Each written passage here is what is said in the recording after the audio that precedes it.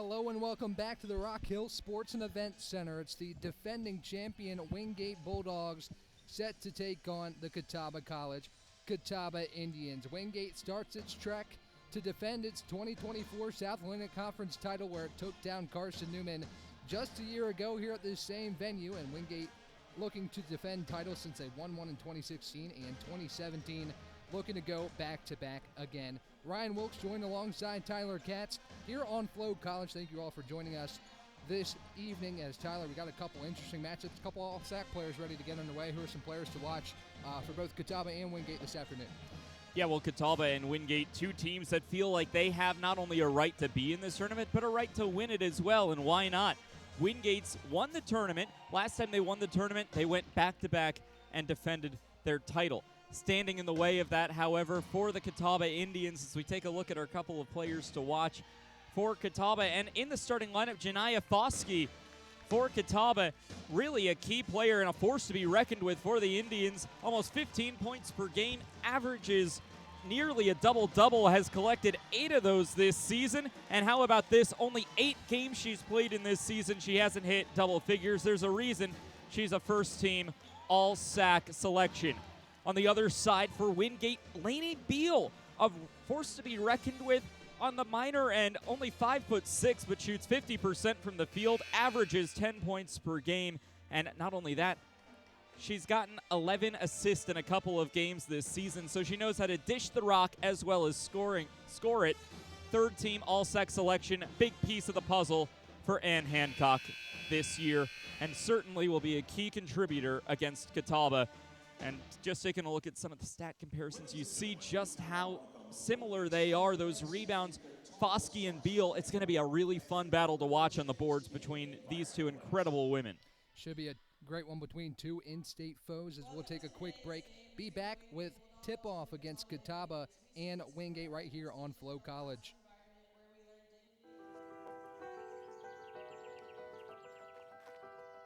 Our roots run deep here at Catawba College. So do our ambitions. And then, delivering on it. We don't just talk about saving the planet, revolutionizing education for the next generation, innovating business, unleashing creativity, or pioneering better, kinder, smarter healthcare. We do it. Good change starts here, with us. And it goes far. Just you watch. Catawba College. Good goes far.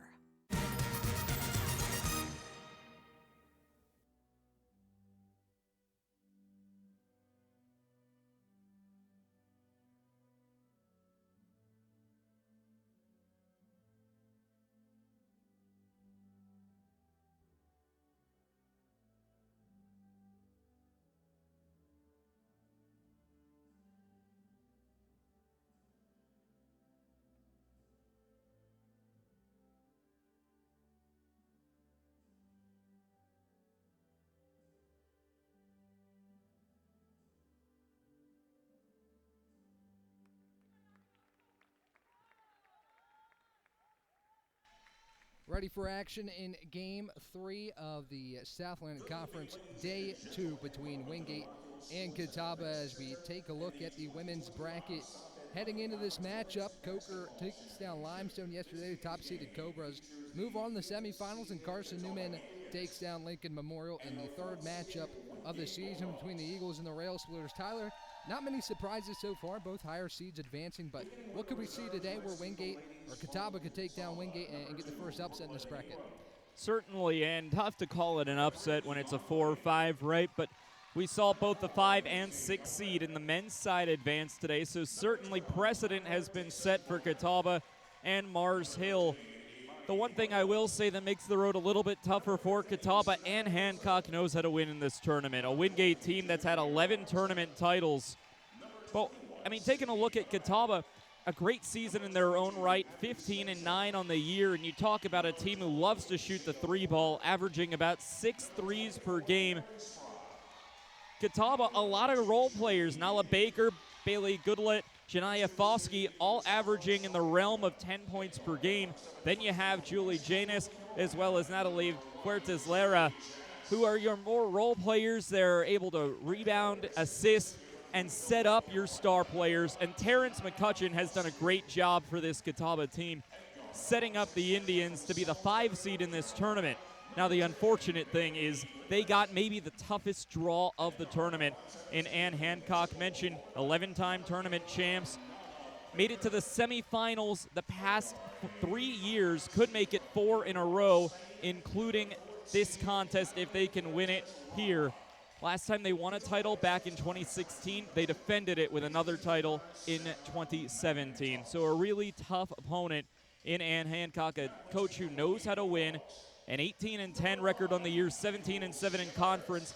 And I think for Catawba and Wingate, you took a look at the bracket the second the regular season was over, and you went, oh my God, do we really have to play them in the first round? Because it's an exhausting game of basketball between these two teams, and it's really going to be a tough matchup against against Coker in the next round, because these two teams are going to go to war against each other today. So for Catawba, it's Julie Janis, the guard wearing number 1, Bailey Goodlett, who's on the all-freshman team. The other guard opposite Janis, she's averaging about 9 points a game. Nala Baker in double-digit scoring, 11.7. And Natalie Fuertes-Lara, the other guard at the forward position. We've talked about her already, Janiyah Foskey, who is the all-conference selection for Catawba. Now Wingate, not too many double-digit scores, but you got to talk about the defense when it comes to Wingate. The second defense in the SAC. What do you expect from the Wingate defense today to make things challenging for Catawba? Yeah, the best team at limiting field goal percentage against them. Second best scoring defense in the league as well. Catawba is really going to have their hands full when it comes to scoring. And the problem is, for Catawba, only 2 players on this roster average double figures a game, and that being Baker and Foskey, who we touched on earlier.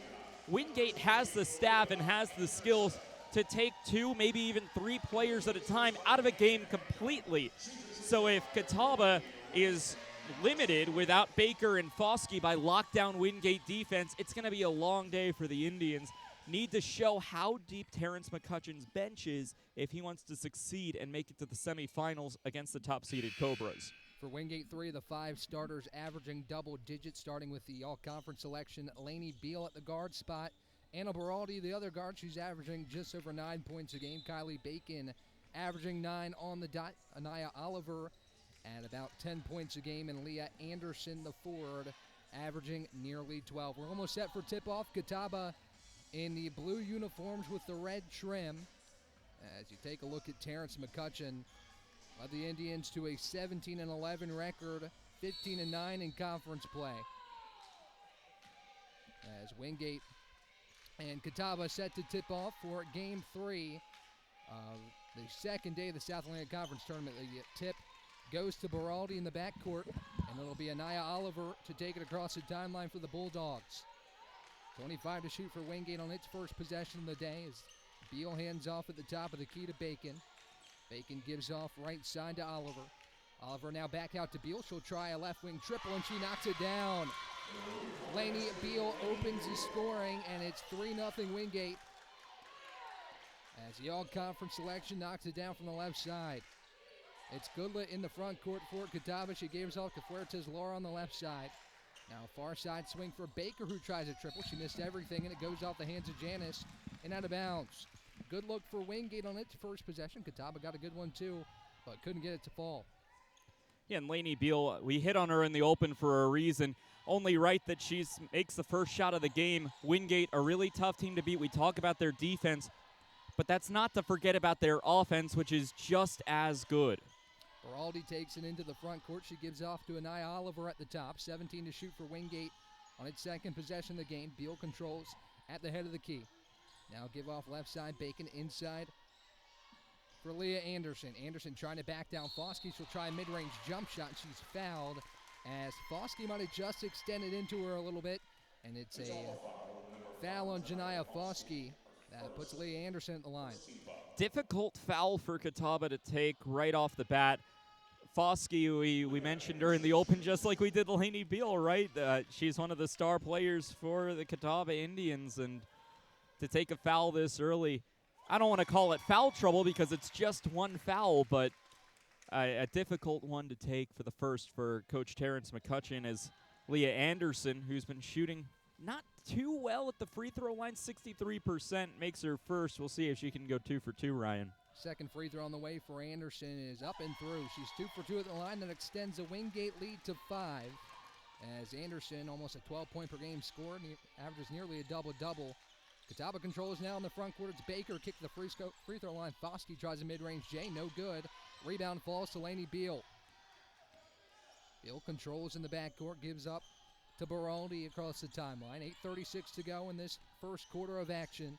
Wingate leads Catawba 5-0 in the early going. Anderson in the short corner looking to work on Foskey. Kicks back out for Oliver. Oliver brings it to the head of the key. 10 to shoot now for the Bulldogs as Beal has it on the right wing.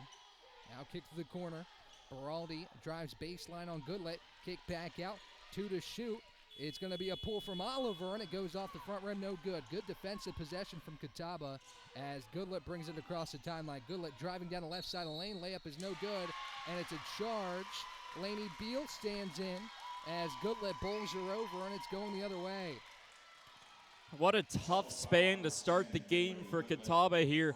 Seems like they've been having good possessions. I love that drive to the basket by Goodlet. Just a little too much contact, and it's going the other way. But if Catawba can keep having possessions like that, they're going to end up having a fun night against this Wingate defense. Just love that possession. Couldn't quite get that call in their favor. Lainey Beal, an early impact to 3. Now a charge taken on the defensive end as a kick from Beal goes to the top for Bacon. Now on the wing for Oliver. Oliver looking for an option with 14 to shoot as she brings it towards the head of the key. 10 to shoot with Baker closely defending. Oliver at the top will try a triple. No good off the back iron. Rebound skied for by Anderson. She takes it away from Fuertes Laura. Now it's tipped out of bounds, and it will go back to Catawba. Good rebound there by Anderson. Just couldn't control it enough to give Wingate another chance. Yeah, Wingate's been controlling this game early. I love that push off to try to fight for the rebound, and it leads to a second chance opportunity. Now a turnover was made on the other side, but great second chance look and the great offensive glass. Baker tried to top the key 3. Fuertes Laura was there to collect the second chance. Now Foskey in the short corner working on Anderson. Kick back out for Fuertes Laura, who tries a left wing triple. No good. Foskey skies high for the rebound, puts it back up. No. It's tipped around and out of bounds, and it will go back to Wingate. Good fight from Foskey. Just couldn't collect it on the third try. Yeah, we'll see McCutcheon go to his bench decently early here in Porter and Spry coming in. 2 upperclassmen, a senior and a junior, who could provide some insight and some veteran knowledge onto the floor for the Indians.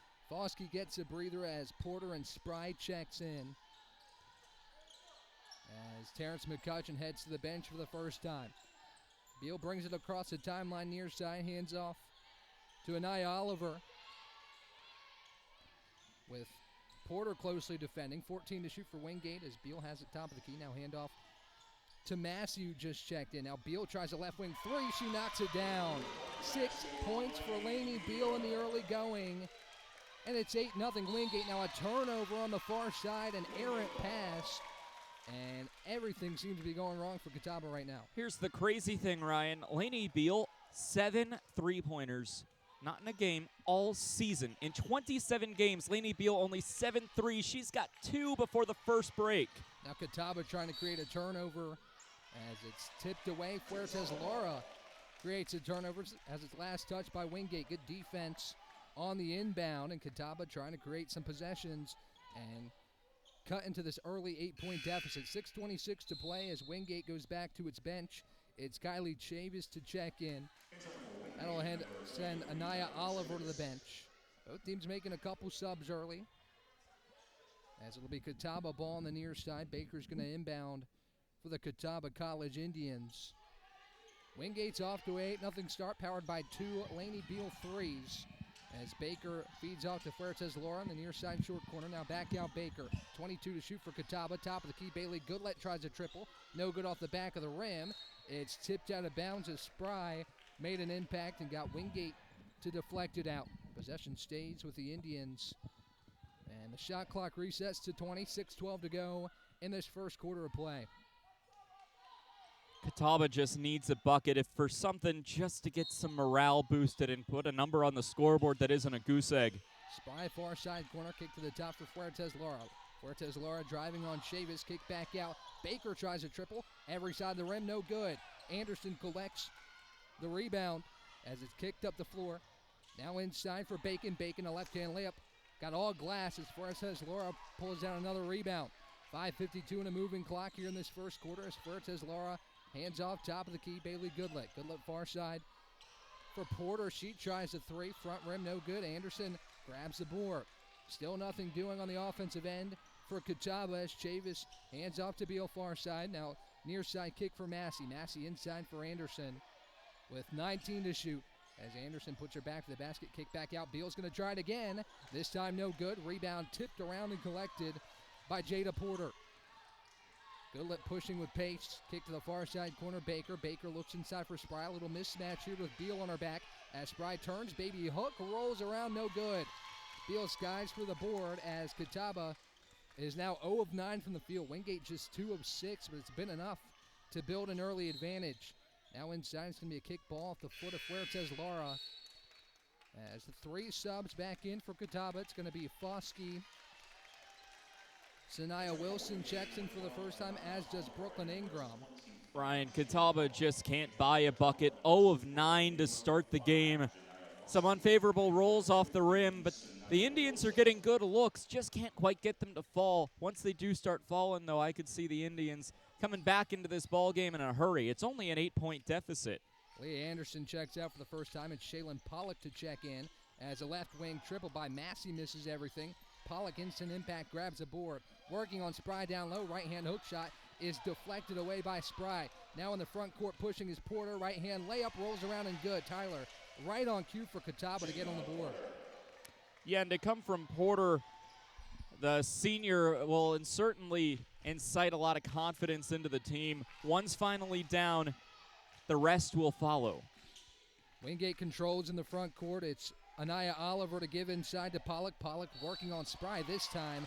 Spry is whistled for the foul. Could have seen it on that last time down low, but this time Spry is whistled, and that will send us to our first media timeout. 4:23 to play. It's been all Wingate. Both teams not shooting the ball exceptionally well.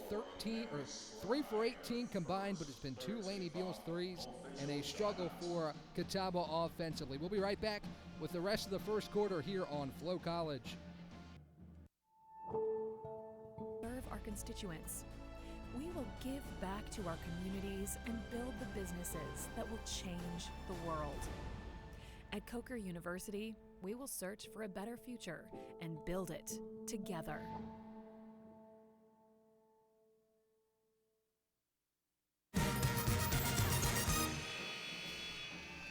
Eight to 2 Wingate at the first media timeout as Laney Beal has been the story thus far. 6 of 8 points for the Wingate Bulldogs en route to this early advantage. And Tyler, you mentioned Beal, not necessarily known to be a three-point threat, but she's shooting the ball with confidence here this evening. Yeah, she's hit three-pointers, 22 and 23 in her career. The junior for Wingate just finding the magic out of nowhere to hit it from beyond the arc as Pollock about to surpass her points per game average. Could get her second right here, and she does. There it is for Pollock as you talk about the benches needing to be a contributor tonight. 2 free throws for Pollock. Sanaya Wilson brings it across the timeline. 4:16 in the moving clock. Here in the first quarter, it's 10-2 Wingate, the defending champions, looking to defend that title as a pass taken away to the hands of Porter. Kick up the floor for Beal, right hand layup rolls off the front of the iron and in. 8 points for Laney Beal, 3 of 4 shooting, and it's a 10-point lead. And this is looking like it could be a fun night for Laney Beal, Ryan. Far side corner, Porter will try a 3 and a big shot for Jada Porter. She tickles the line, and it's 12-5. And again, an unconventional three-point shooter, only 14 all year for Porter, and she knocks it in from beyond the arc. Catawba back on the board, cuts the deficit back to 7 as Pollock has it at the elbow, has her pass deflected to Beal. Porter defending Beal tightly. She rolls inside, back out for Pollock. Down the left wing, it's Chavis. Chavis for Oliver, 6 to shoot for Wingate as Oliver tries to get inside, has it deflected, 2 to shoot as Oliver tries a 3, rattles around, no good. Anderson with position, muscles it back up, no good, and Catawba deflects it out of bounds. Tyler, looked like a broken possession for Wingate, but you end up getting possession back due to good positioning on the offensive glass for Leah Anderson. Yeah, well, I don't remember quite exactly who, but one of the coaches earlier this tournament said it's better to be lucky than to be good. Just getting a few pinballs off a few random arms and legs, and it ends up going off of a Catawba Indian. Wingate retains possession with a reset shot clock at 20. Beraldi and Bacon check back in for Pollock and Chavis. As Anderson working on Foskey with that one foul, floats one up, it misses everything, and it's Mary Spry down with the board. Coming up the floor on the left side is Wilson. She drives inside. A lot of contact down low. It's thrown up, no good. And it goes out of bounds. Last touch by Wilson. Tyler, I got a lot of contact between these two sides, but that's to be expected in one of the more physical matchups in the SAC. Yeah, and you see Wingate now starting to struggle with that physicality from Catawba. Have missed 7 of their last 8 attempts on their end of the floor. Catawba's defense setting up the offense that just hasn't quite been getting to work with only 5 points through the first 7 and change. Wingate 3 of 12 from the field. Catawba 2 of 12 as the two teams look to get rolling with 2:35 to go in the first quarter. Beal drives free throw line, has it deflected away. She's on the floor, and it's tied up on the hardwood. It'll go back to Catawba. Tyler, a good job here by the Indians to respond to the early surge from Beal. They've kind of bottled her up a little bit here in the later parts of this first quarter. Yeah, well, I don't think they were expecting to have to guard Beal super well beyond the arc, and certainly she's proven that wrong. The weird thing in this first quarter is 3 turnovers for both sides. Both teams' coaches need to talk to their teams at the quarter break about just taking more care of the basketball. Baker will try a near wing 3. She got it, and it's a 4-point game. Nala Baker for 3, and just like that, it's a 6-0 run for Catawba, back within 4. It's Beraldi in the backcourt. She gets across the timeline, feeds off to Beal, who finds herself open. A floater left hand, no good. Foskey tips around the board. She collects, tiptoes the near sideline, and here she comes down the near side. Janiyah Foskey kicks back out to Ingram as she's doubled, and now a foul. I believe it'll go on Lainey Beal as the two stars now each have a foul apiece with 1:47 to go in the first quarter. Yeah, it was more of concern for Foskey early in the game when it happened in the first 2 minutes of gameplay. Less of a concern to get your first foul late first quarter, but still significant for the Bulldogs. Now Wilson, an errant pass, looked like a miscommunication between her and Baker. It's Oliver that collects. Beal kicks far side. Beraldi thinks about 3, kicks it back out for Oliver. 22 to shoot for the Bulldogs as Catawba on a 6-0 run. Wingate hasn't scored in the last 2.5. Beal thinks about a 3. She'll try it, and she knocks it down. Lainey Beal, 11 points, 3 threes, and the lead's back to 7 for the Bulldogs. Lainey Beal, what has she put in her water today? 3 threes already for number 5 in white. Sydney Gutterman had it far side, gave off Ingram, who tries a left-hand scoop shot, and she got it to go. Scoring starting to pick up between the two sides as we trickle towards the end of this first frame. There's a foul in the backcourt on Baker. Just a second team foul, I believe, on Catawba. How about this, Ryan? First quarter of our game, right? Lainey Beal, a junior, already a career high for most threes made in a single game. There's something to be said about shooting the ball with confidence, and that's what Lainey Beal is doing here this evening as Massey checks in for Wingate. Goodlet and Fuertes Lara back in as Ingram and Wilson head to the bench. A minute on the dot left to play as Leah Anderson controls down the front court. 15-10 Wingate. Sustaining a little push. Both teams the same total now, 4 of 14 from the field. And a slow developing first quarter. Now a kick back out for Oliver. Bacon airmailed her, and it'll go back to Catawba. I like the pass there. I just don't think Oliver was expecting the pass in the corner. Instead, cuts in, tries to make a play underneath the basket, and no one was home. 4 turnovers apiece for the Indians and the Bulldogs. Gutterman, far side corner, tries a 3, and she gets the shooter's touch. Look out, folks. Catawba's getting hot.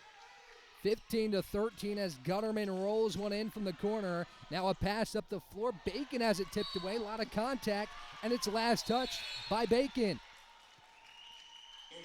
Foskey may be lucky not to pick up her second foul right there, but it'll go back to Catawba. And number 33, Kylie Chavis. Looked like a little contact there between Foskey and Bacon. Not enough in a physical matchup to whistle Foskey for her second. As Goodlet will bring it across the timeline. Shot clock is turned off as the Indians, believe it or not, look to take the lead on this final possession, or at least tie. Yeah, it would certainly be something. Wingate at one point holding a 10-point lead in this period. Goodlet, far side wing, working, gives off Baker. She'll try a near side wing triple, back rim. No good, and it goes out of bounds over top of the backboard. That gives the possession back to Wingate. Good look for the Indians, just couldn't get it to fall. Yeah, I like the shot there. Wide open attempt from Baker, 34% three-point shooter, and was wide open, just hit back iron. Full court pressure here as it doesn't even look like Wingate's going to try it. Chavis dribbles it across the timeline, and that ends the first quarter. Catawba finishes the quarter 5 of 7 from the field to get back in this contest. Once a 10-point Wingate lead has been cut to 2 at the quarter break, as we'll take a quick break and be back for the second quarter right here on Flow College.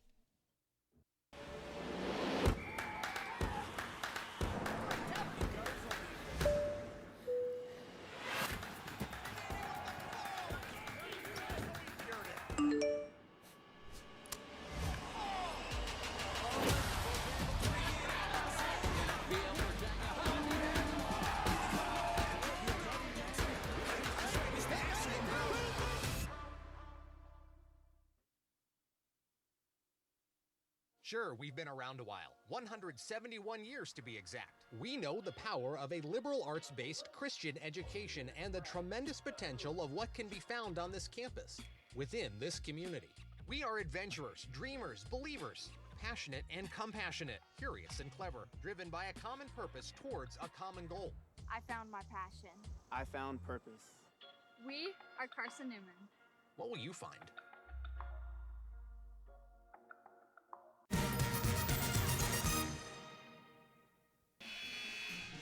Back here at the Rock Hill Sports and Events Center as Wingate's band here to root on its Wingate Bulldogs.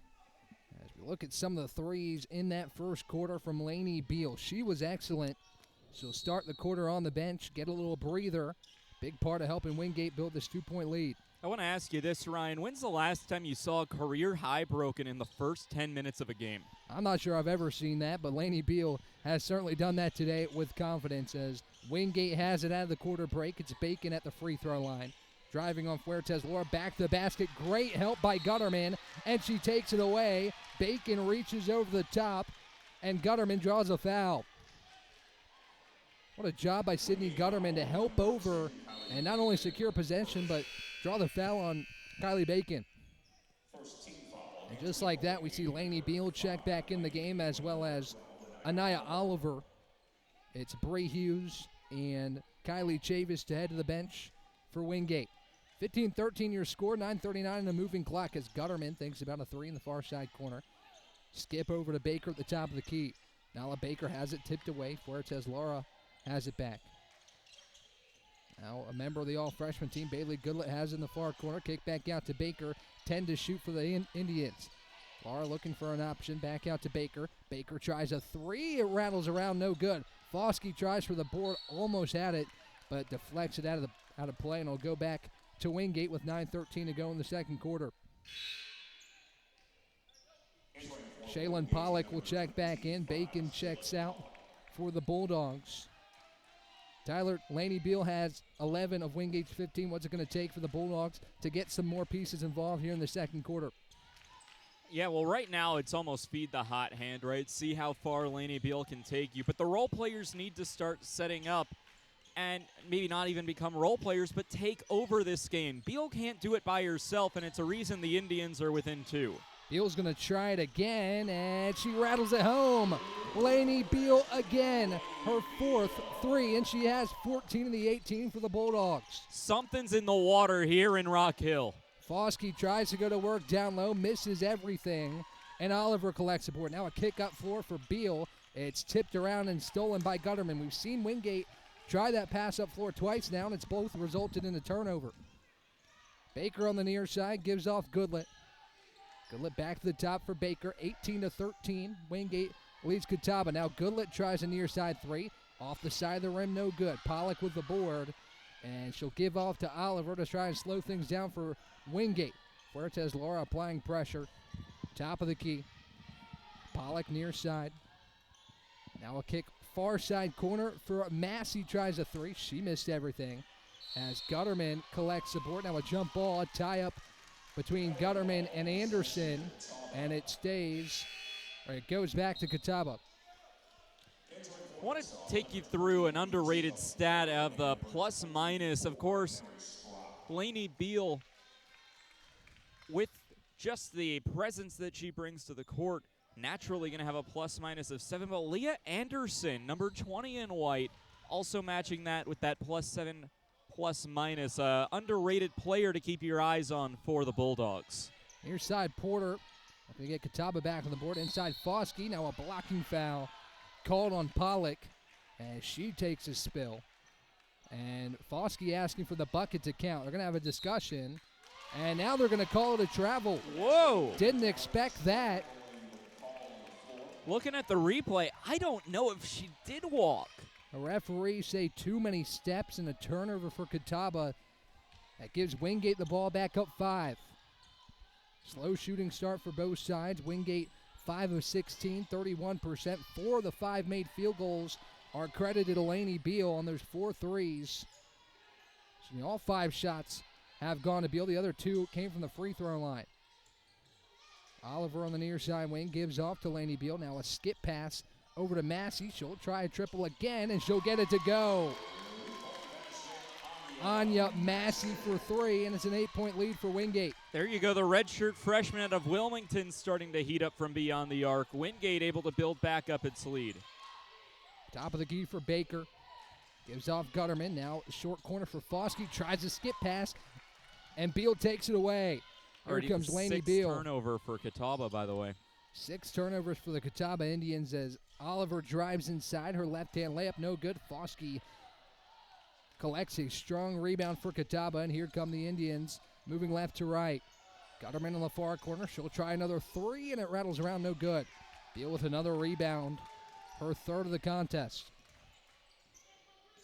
Lainey Beal doing a little bit of everything for Wingate here in the early going as Pollock has it at the top of the key. Takes 1 dribble inside. Now back out for Beal. 15 to shoot for the Bulldogs as Beal gives out to Oliver. Oliver slowing things up with Baker defending. 8 to shoot for Wingate as Anderson comes to the top to set a screen. Now back out. Massey tries another 3. Rattles around. No good. Rebound tipped around, and it'll be a Baker to grab it for Catawba. 6:10 to play. Catawba trails by 8. Foster far side corner triple. No good. And Beal with another rebound. Tyler Catawba again going on one of these scoring droughts, just 5 of 20 from the field. Yeah, have not scored here in the second quarter either. Wingate 6 unanswered to start the period. And another turnover for Catawba as well will keep that scoring drought going. But Ryan, I want to bring your attention to the league rankings and threes made. Wingate dead last, only averaging about 3 3-pointers a game. Bulldogs have 5 here in the first half. I don't think Catawba and Terrence McCutcheon was expecting to have to defend the perimeter against Wingate. And Hancock comes out, punches him in the mouth, and says, yes, you do. Wingate's offense as a whole is not the primary concern, 11th in the league. But today, the offense has been good enough to build this lead, and then the defense has been there as well as the ball's tipped out of play, and it will stay with Catawba with 16 to shoot. Wilson back in as well as Spry. Again, not a bad idea. High-low action between Spry and Foskey. Wingate just collapsing on that and making it difficult for the Indians. Now inside Foskey, a left-hand leaner, gets the roll to go home. Foskey on the board. It's her first points, and it's 21 to 15. Now a trap near the timeline. Beraldi comes to get it. Beraldi drives inside, gives off Bacon, and another turnover for Wingate. Back-to-back turnovers for the Bulldogs, again opening the door for Catawba to try and make a surge here in the second quarter. Yeah, ball control for both teams, and keeping possession has been a struggle. 9 turnovers for Wingate, 6 for Catawba. I think the key for both teams down the stretch with a 6-point game at hand is controlling and maintaining possession of the basketball, not having silly turnovers. Spry has in the short corner working on Bacon. A right-hand hook shot is off the mark, and the rebound collected by Anderson. Very similar starts to each quarter. Wingate built a 10-point lead in the first, brought the 2-point lead back to 8. Now it's a 6-point game as Chavis drives, kicks back out. Beal again. She got it. Lainey Beal again. Tyler, 5 of 6 from 3. She continues to be awesome here in this one. I have no words, Ryan. I've said every possible way to say I'm shocked, and I've run out. 5 threes today, 7 on the season for Beal, as Foskey has an inside right-hand hook shot, tickles the twine. Good response for Foskey. She scored on back-to-back possessions for Catawba, and it's 24-17. Bacon a dish off. Foskey gets a hand in there, but Bacon able to get it back. 20 to shoot for the Bulldogs as Beraldi has it. A far side 3, front rim no good. Beal with the rebound again. She's down low making an impact. Kick back out. Bacon tries a triple. No good. Spry gets the board as Jada Porter shaken up. That happened early in that possession. Plate continued as Porter down on the hardwood. It looks like she just got the wind knocked out of her. We'll take another look at what happened on the previous play. I'm sorry, this was after Porter had already gone down. And oh, Ryan, there's no other way to say it than this is the worst part of the sport. You hate to see a player take an injury like that. And credit to Porter. She was making a hustle play. She was trying to get in a defending position and just hit the deck. And unfortunately, it's a part of the game. It's a terrible part of the game. Our thoughts are right now with making sure that Jada Porter's okay. More importantly, Ryan, unsure of her status right now, hoping that she can remain in the ball game as well for Catawba. You can also always tell a little bit about the coaches that come out to check on their players when something like this goes down. Terrence McCutcheon out there with his player Jada Porter, 4.5 points per game on the season. She's been in the game here this afternoon as we will take a quick break with Wingate leading Catawba 24-17, just under 4 to play, and we'll be right back here on Flow College.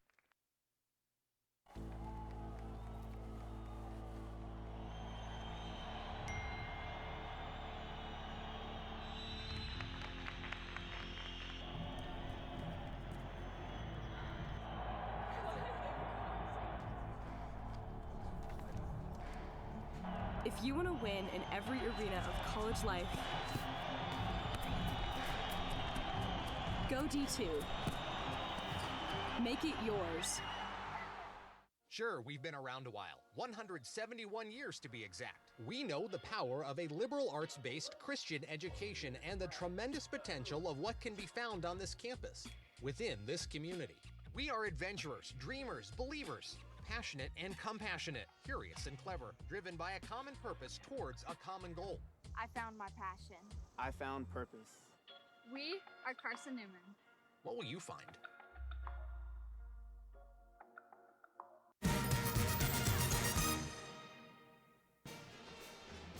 Back here at the Rock Hill Sports and Event Center at the immediate timeout here in the second quarter, 3:59 to play. It's Wingate 24, Catawba 17. Tyler, taking a look at some of the stats. Not the best shooting start for either side, but the difference here is 5 threes for Lainey Beal. Her 17 points out of the 24 for Wingate. She's really been the difference here thus far. Yeah, and for a Wingate team that only averages about 3 per game, having 6 through the first part of this game is incredible.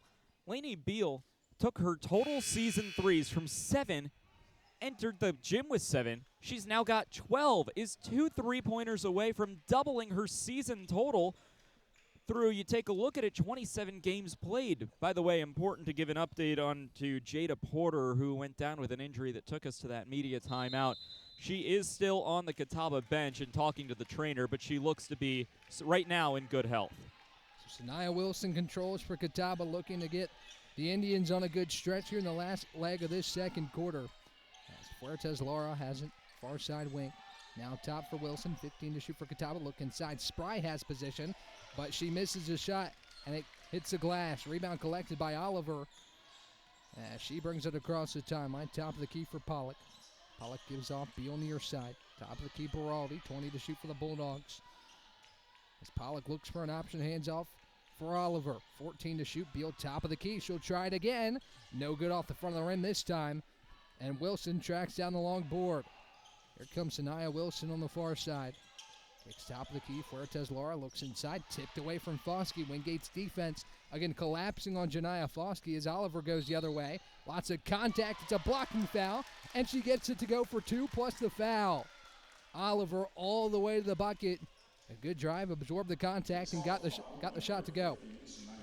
Yeah, Catawba's not even playing really bad defense. They're setting up well. Wingate is just surprisingly able to power through that. A great set position by Sanaya Wilson. Now, of course, called on the foul as the N1 opportunity is no good, but I like the defensive set for Catawba. Wingate's pushed the lead back to 9, only 4 points in the quarter for Catawba. As Baker has on the far side wing, 2:53 to moving clock here in the second quarter. Wingate in a 1-3-1 zone. Baker drives inside. Now a blocking foul on Pollock as Baker penetrates and absorbs the contact. Tyler, in a 1-3-1 zone, you got to attack the soft spots, and Baker did so right there. Yeah, and only the second foul for Wingate in the quarter. No real foul trouble for either side, and nobody has more than just a single personal foul on them to this point. But Catawba, you almost certainly need a bucket here to bring it at least a little bit closer than a 9-point lead, and certainly that won't help. A turnover for Catawba as Anderson knocks away the inbounds pass. As Oliver pushing quickly again, she'll drive inside. Doesn't go this time, but she's going back to the line. Anaya Oliver taking it herself, back-to-back possessions. Very similar structure to that fast break. And Fuertes Laura picks up the foul. Anaya Oliver to the line for 2, looking to give Wingate its second double-digit lead of this ball game. Really good. Free throw. It's good. I was just going to mention, really good free throw shooter in Oliver. 85% mark on the year, the graduate transfer out of Francis Marion. And no surprises, 85% is going to get you 2 for 2 at the line a majority of the time. 2 for 3 now on the afternoon for Anaya Oliver from the charity stripe.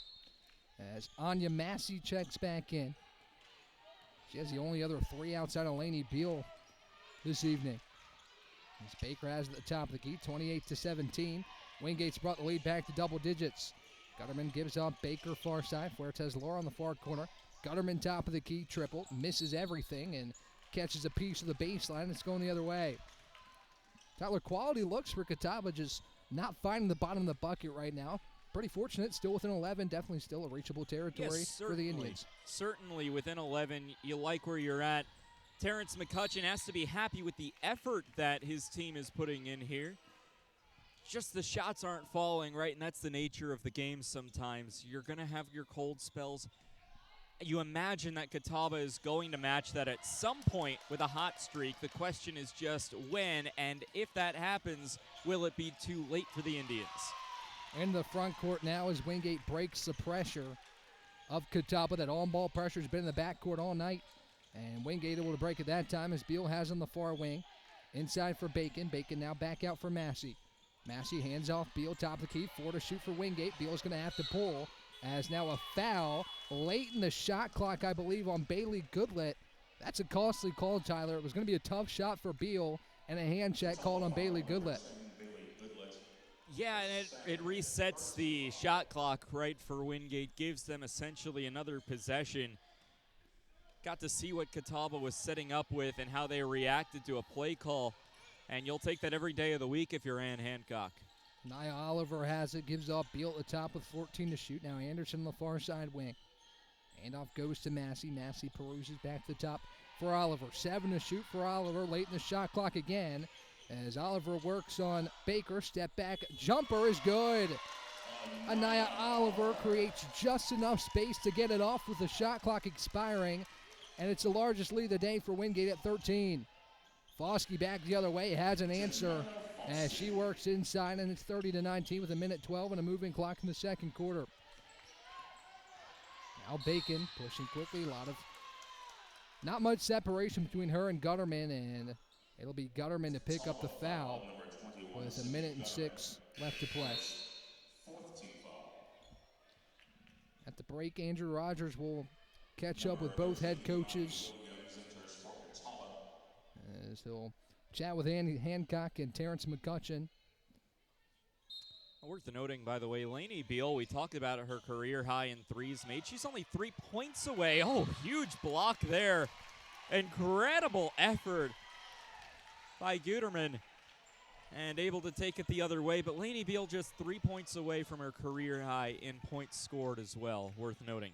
So Sydney Gutterman with not only the block, but she gets it off the body of Bacon and gives Catawba a possession with under a minute to go, looking to get it back to single digits. Near side corner, Fuertes Laura. As Baker drives down the left side of the lane, puts it up, no good, and a blocking foul will go on Kylie Bacon. Second foul on Bacon with just under 50 seconds to play before halftime. Bacon hasn't had the best run of it. 2 fouls, she's committed 3 turnovers and hasn't found the bucket yet for Wingate. Certainly will look to reset and to take from Ted Lasso, be a goldfish and wash that first half out and reset for the second half for Kylie Bacon. Back to a 10-point game, make it a 9-point game on a pair of free throws for Nala Baker. Catawba looking to seize a little momentum, will likely get at least one more possession here before halftime. It's brought across the timeline for Oliver. She's had herself a nice second quarter, up to 6 points on the evening. 15 to shoot for Wingate. Bounce pass to the elbow for Beal. Beal working back to the basket. Kick back out Oliver. Under 10 to shoot for Wingate. And 27 seconds to play. Screen at the top. Oliver works off of it. The double comes. Inside, Foskey takes it away. Janiyah Foskey separates herself from the pack, but loses the basketball and has to kick it back out for Baker. Now far side, it's Amani Williams who just checked in. 10 to shoot for Catawba to end this first half. Foskey in the corner looking to work on Anderson. She does, and she draws a foul. She got the baseline drive on Leah Anderson with 5.4 to play in this second quarter. Good drive by Foskey to draw the contact. Wasn't able to get to the hoop, but she does keep possession with Catawba. As Williams feeds in Foskey, she loses it. Baker gets it back. 3 to shoot. Top of the key 3 for Baker is tipped. No good. Anderson collects the board. And that's how this first half will end. 30-21. Wingate leads by 9. As the two teams struggle to get it going from the field, Wingate able to extend what was a 2-point lead back to 7 to end the first half. Andrew Rogers will catch up with Wingate head coach Ann Hancock as she has helped the Bulldogs get into this 9-point lead at the break. So Andrew, take it away with head coach of the Bulldogs, Ann Hancock. Here's a career high. Talk about her play. You wouldn't be where you are without her right now. Absolutely. She's come out and she's been super aggressive, and we're going to need her to do that some in the second half. So, and we're also going to have to be able to attack inside out. They've done a really good job of keeping us out of the paint, so we're going to have to get it inside a little bit more and maybe get to the free throw line. I think we shot it pretty well, and maybe they didn't shoot it as well. It'll probably even out some in the second half, but feel pretty good about that half. You mentioned they struggled to score. Hold them to 21 points below or right around 30% shooting. What did you do well defensively that you need to carry over into the second half? Well, we're just trying to make them have to score from the perimeter and limit the touches inside the paint, especially for Foskey. And, when they get it in there, they're really hard to stop. So just trying to make it as hard as we can for them to get paint touches. Coach, best of luck the rest of the way. Thank you. That's Coach Hancock. Guys, back up to you. Thanks, Andrew. It's Wingate with a 9-point lead at the break. We'll take a quick break and talk about the stats and how we got here on the other side in this South Atlantic Conference matchup between Wingate and Catawba right here on Flow College. The NCAA sponsors 90 national championships each year, none of which could happen without officials. There's an urgent need for sports officials across the country, as they are retiring 4 times faster than they are coming in, leaving shortages at all levels of sport. The NCAA recognizes the importance of officiating on the student-athlete experience and is dedicated to the recruitment and retention of new officials for all sports. There are many great reasons to become an official. Stay in shape and get paid to do so. Meet new people and build relationships within a tight-knit community. Give back to the sport you love by creating a fair atmosphere and upholding the integrity of the game. Say yes to officiating. Visit ncaa.org/say yes to officiating for more information on how to get started.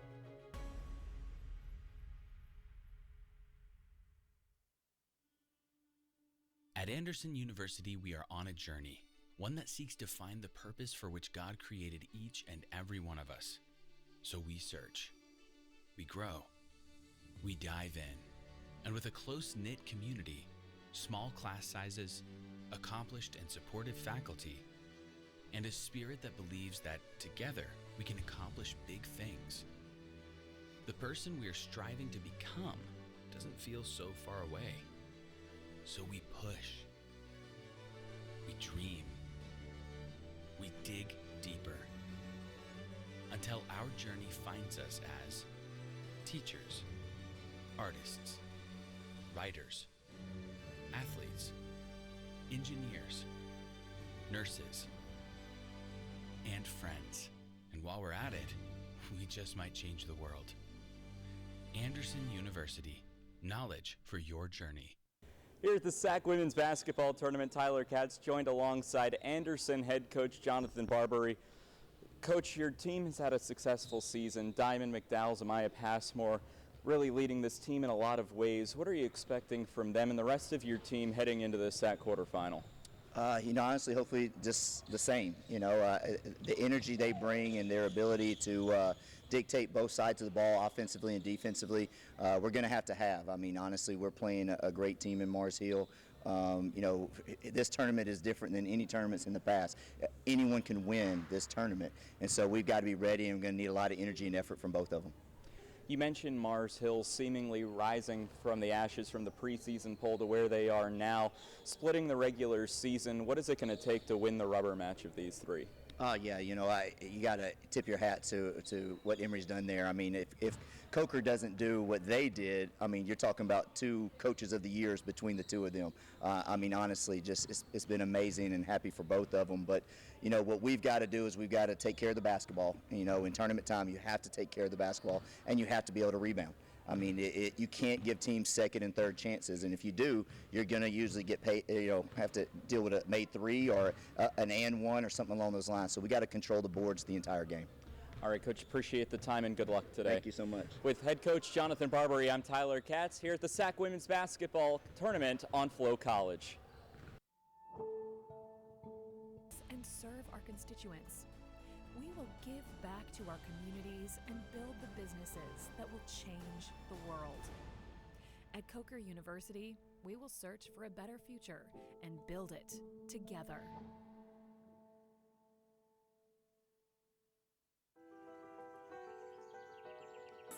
You watch. Catawba College. Good goes far. Tyler Katz here at the SAC Women's Basketball Tournament with Mars Hill head coach Emery Satoris. Coach, meteoric rise for this program coming up, and I believe it was you and Coker who were in the conversation for Coach of the Year just by the rise of your 2 programs. What has it taken this year, and what's been special about this team that's led to the rise of Mars Hill women's basketball? Well, when we took over the program 3 years ago, the team was 1-25, and so we knew we had to rebuild that roster. So our sophomore, Maddie Gillies, the only one on the team currently that was on that 1-25 team. And I'm so grateful that she stayed. She has been a staple in our foundation, and I couldn't have done it without her.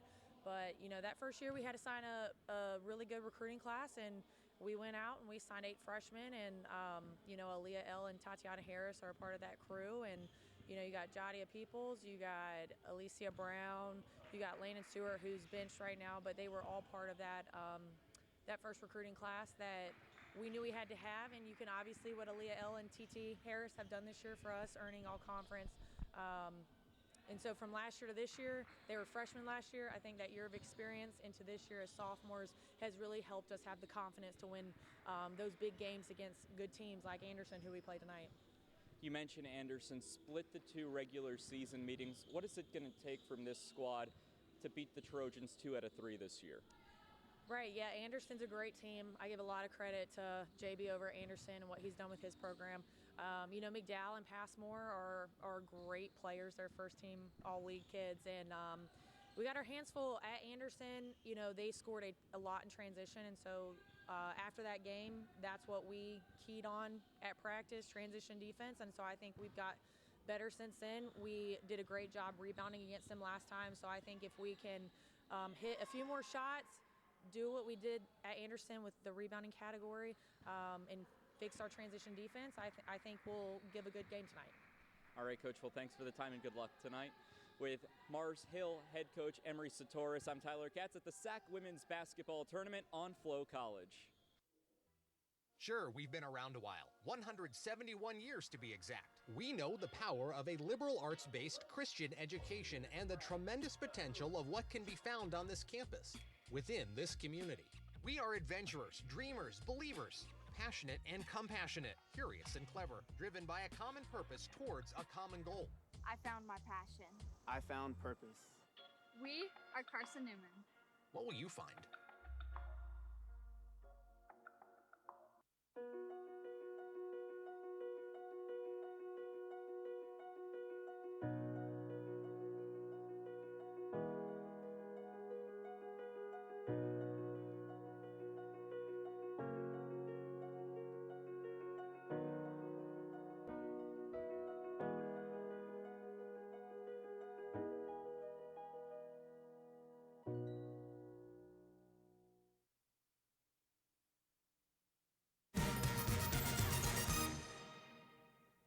On campuses nationwide, the NCAA is making transformative changes for student athletes.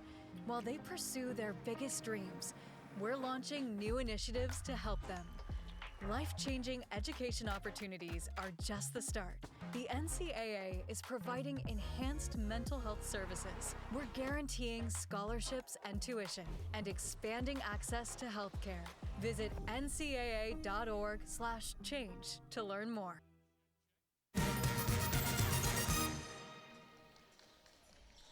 Back here at the Rock Hill Sports and Event Center as Catawba and Wingate battling it out. Wingate looking to repeat again as SAC champions, but the road starts here for Wingate, and it's a good start for the Bulldogs, a 9-point lead at the break. Yeah, good start for the Bulldogs, especially Lainey Beal, who's almost beating Catawba by herself, 21-17. A long road ahead for Terrence McCutcheon.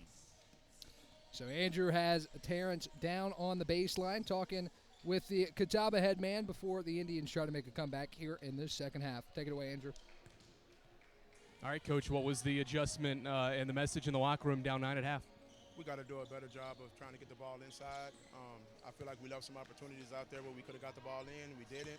So we got to do that to try to get some production from our post players. On the perimeter, we weren't able to make any shots, but hopefully let's have some of those shots to go in. But I feel like if we get the ball in and make a few more shots, we'll be okay. Execution-wise, where does this offense need to improve in the second half? You hinted at needing to hit some outside shots. How do you have to execute to get those open looks? We got to be able to get into our offense with more, I would say, like prompt. It seems like we're kind of a little stagnant in terms of getting into our offense and getting going. And to me, that's kind of a little bit of doubt in terms of what we're doing. But to me, just getting into our offense better, having confidence in what we're doing. And I think we get the ball flowing around a little bit, we'll be good. All right, Coach, good luck in the second half. Thank you. Guys, back up to you.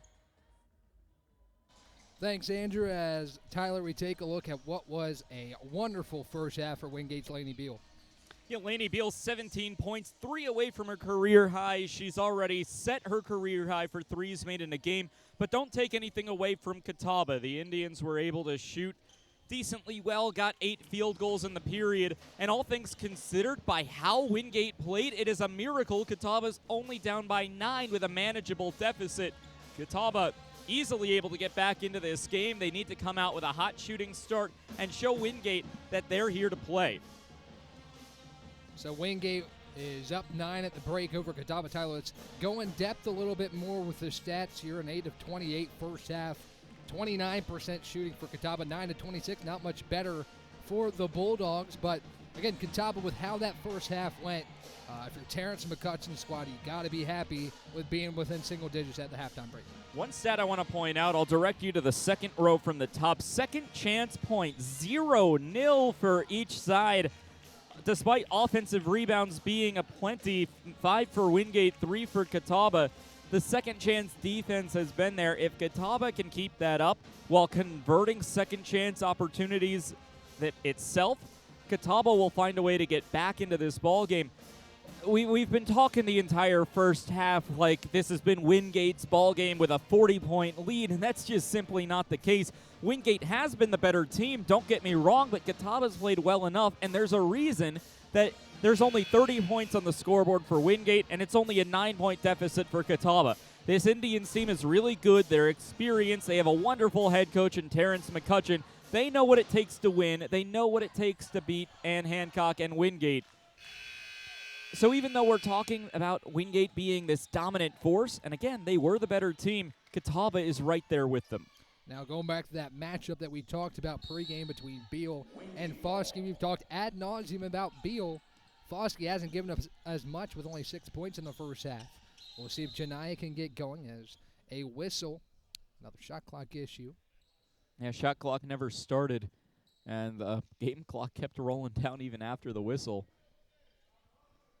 So it looks like we'll have about 4 seconds come off the shot clock. It'll be the same tally on the game clock, which now sits 9:55 to go in this third quarter. Oliver in front of the scorer's table working on Baker, hands off for Beal. Back to the top for Beraldi, who's yet to score. She'll try a 3 here, and it grazes the front iron. No good. Baker collects the board. Now a Baker up floor. Gives Fuertes Lara at the top of the key. Now off to the all-freshman team member Goodlet, who has it deflected away. Beraldi tipped it. She was arguing that Baker might have gotten a piece of it, but it stays with Catawba. Tyler, coming in the second half, what are the keys for Catawba to shoot the ball a little bit better and create some opportunities on the offensive end? Yeah, they had decent possessions. 8 turnovers certainly didn't help. The zone has been so good for Wingate.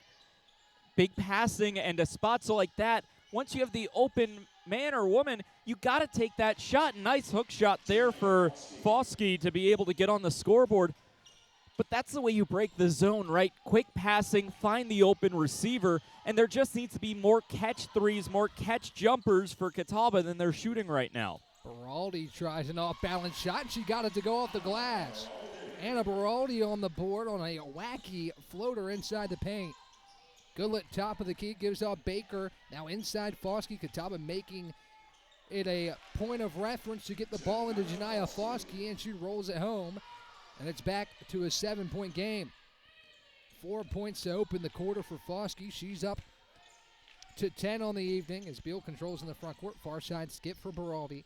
Dribbles inside the paint, now brings it back out with 15 to shoot for the Bulldogs. Beal near side wing gives inside Anderson, and Foskey that time got a little too much of Anderson and picks up her second foul. Tyler, maybe a tough time to pick up that second foul, just starting to get going.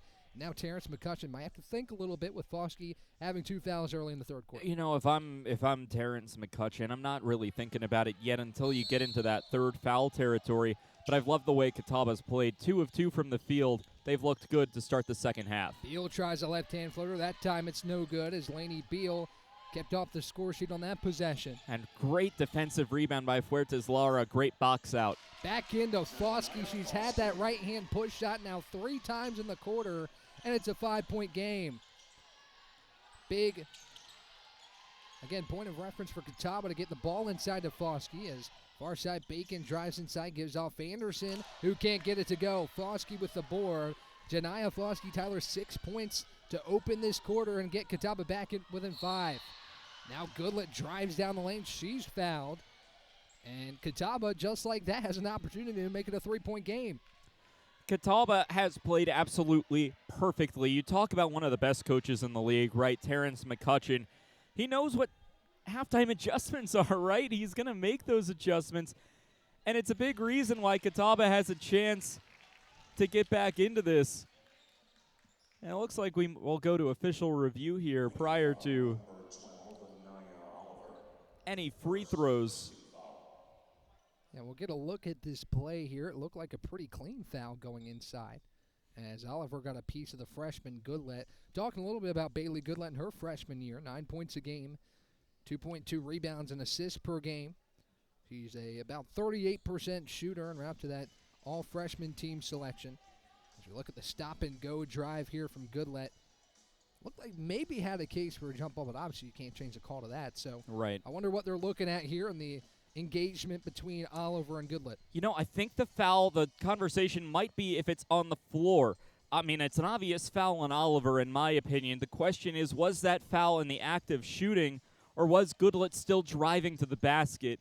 And from that vantage point, to be honest, Ryan, it looks like it's a foul on the floor. Yeah, it looks like that is the case here. And obviously, if we're playing professionally, that's 2 free throws every day of the week. But the contact was before Goodlet really started her shooting motion. She was in the process of getting to the basket. As we are going to take immediate timeout, we'll have clarification on the other side. But a great start for Catawba to start this second half. The Indians back within 5. We'll take a quick break. 7:52 left to play here in the third quarter on Flow College.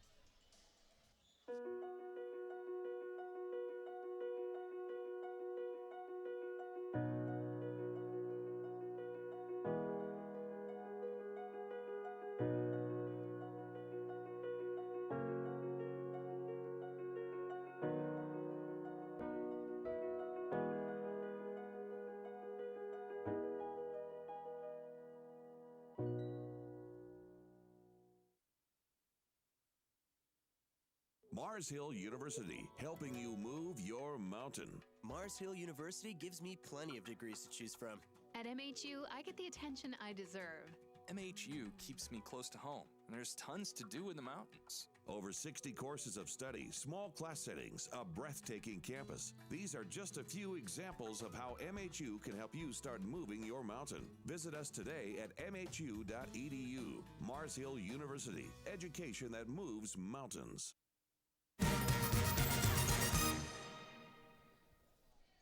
Back on Flow College, the call stands on the floor. Tyler, I think you were right. I think that's what the officials were looking at there. And with 7:52 to play in the third, Bailey Goodlet will get a pair of free throws.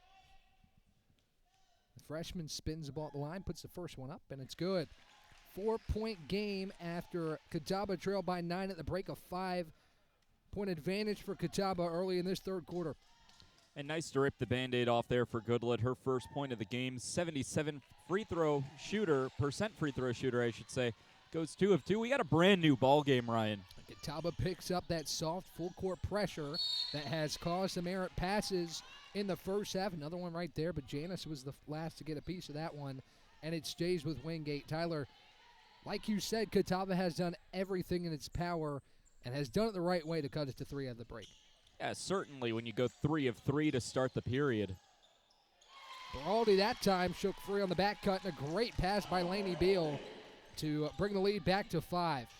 Baker on the far side wing. Janice at the top. Back for Baker. Baker peruses, kick back out. Goodlet a 3, and she got it. 5 straight points for the freshman Bailey Goodlet, and it's a 2-point game. Fuertes Laura in the backcourt takes it away with some help from Goodlet. Fuertes Laura drives down right side of the lane, tries a push shot, can't get it to go, and Beal collects the board. It's her 6th rebound. Here comes Oliver.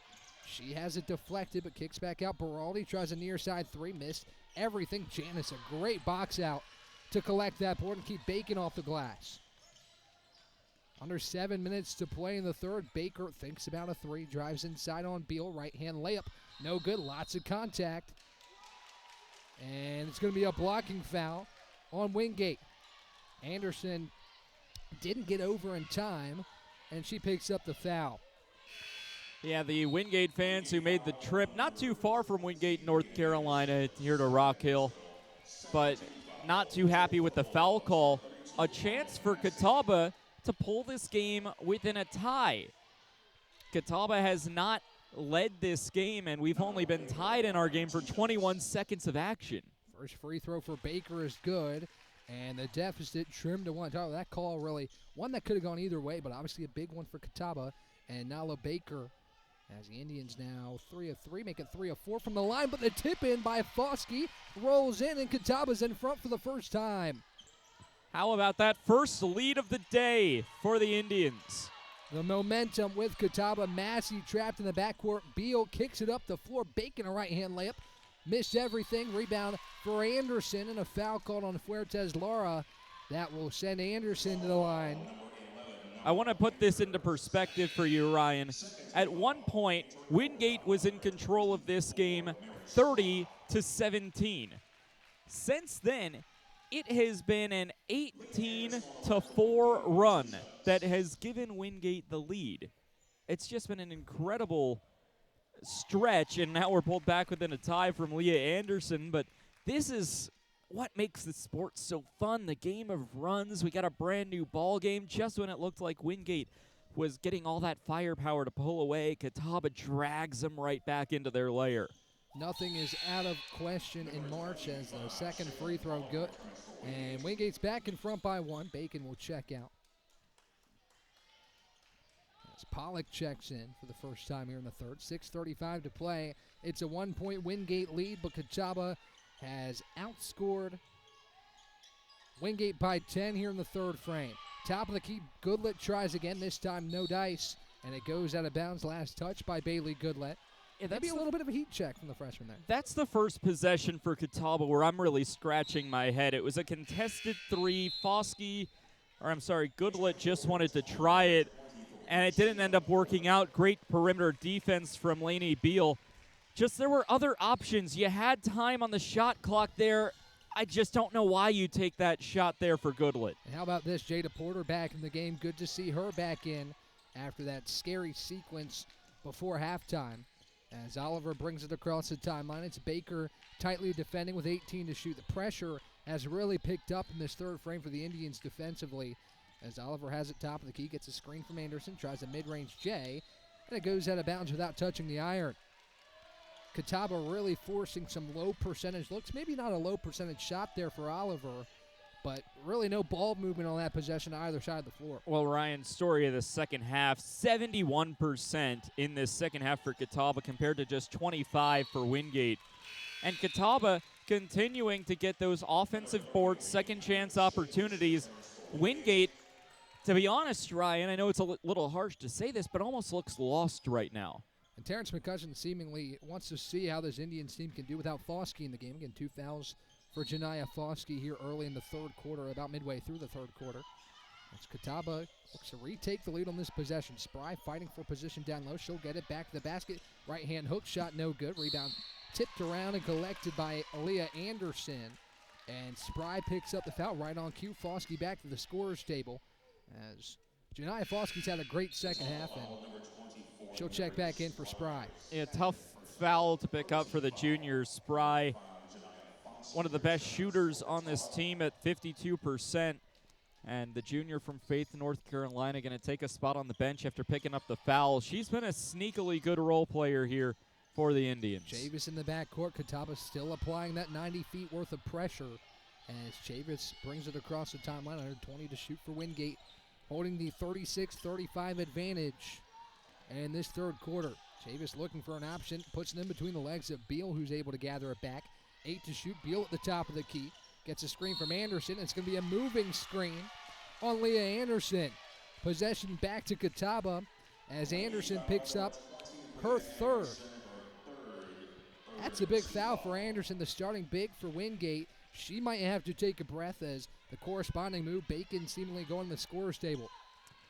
Yeah, well, the story of this second half for Catawba has been Janiyah Foskey. Didn't have the greatest first half, but already 4 of 4 as an off-ball foul called here. And Foskey perfect in the second half. She's got 8 here in the third quarter. And Foskey, just a sturdy screen there, kept her positioning, and she was barreled over by Pollock. And smart playing by Foskey with 2 fouls here in the third quarter. As you see the replay, Pollock just went right through her as Catawba resets the offense on the baseline. Goodlett kicks out to Baker with 19 to shoot. Baker drives to the free throw line, extended kick. Fuertes Lara, far side triple. She got it, and Catawba leads 38-36. Wingate needs to stop the bleeding. It's been 3 minutes since the last shot was made from the field for the Bulldogs. Beal, a long kick to Massey. Massey drives to the free throw line inside. Bacon, a right-hand scoop shot, rattles home. We're back even at 38 as these teams start going punch for punch in the third quarter. Just what the doctor ordered, and first points of the day for Bacon. Top of the key, Goodlet gives off Baker. Now, where it says Laura, right where she hit the last three, gives off Baker again, tries a three. Front iron, no good. Not really the shot maybe Catawba was looking for on that possession, as Chavis has in the backcourt 4 minutes and 20 seconds with a moving clock to play in the third quarter. Bacon top of the key with the freshman Goodlet defending tightly. Hand off to Massey. Give right back to Lainey Beal. Quiet frame for Beal, but she drives inside with the left hand. Can't get it to go, and Foskey skies for the rebound. What a job for Catawba here in this third quarter. Lainey Beal is yet to score. Baker thinks about a three. Top of the key for Goodlet. 20 to shoot for the Catawba Indians. Now under 4 minutes to play in the third quarter. Goodlet looks far side. It's where it says Laura. Back top of the key for Goodlet. Now kick for Baker. She tries a three, and it rattles home. Another three for Catawba here in this third quarter. It's the sixth of the game for the Indians, and the pressure continues to be a factor for Chavis, who's trapped. She'll get it off for Bacon. Massey now inside for Pollock, and she's clobbered by Porter coming down the lane. And good ball movement there to break the trap and then get it inside to an open player. Yeah, I think the bigger story right now is the energy on the benches. Of course, a lead and a run will do that to you. So we'll take another break here, but Catawba energized on the bench, celebrating everything, even a big blocking foul. Wingate looking lost, confused, and trying to get that moxie back. Catawba up three. The Indians and Bulldogs coming down to the wire, leading into the end of the third quarter here at the SAC Women's Basketball Tournament on Flow College.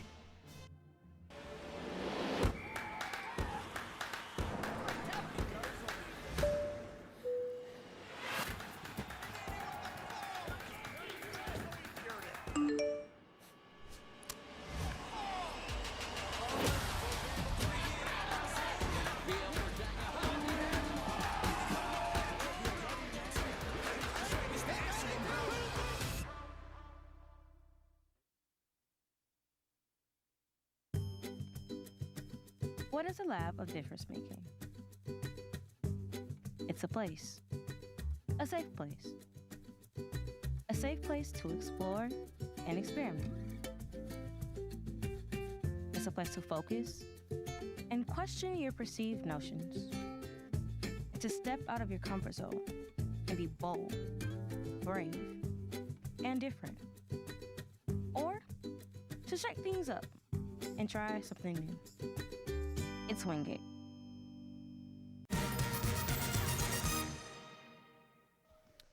(41-38) Catawba after the media timeout here on Flow College. 3:24 to play as it's Pollock to have two from the line.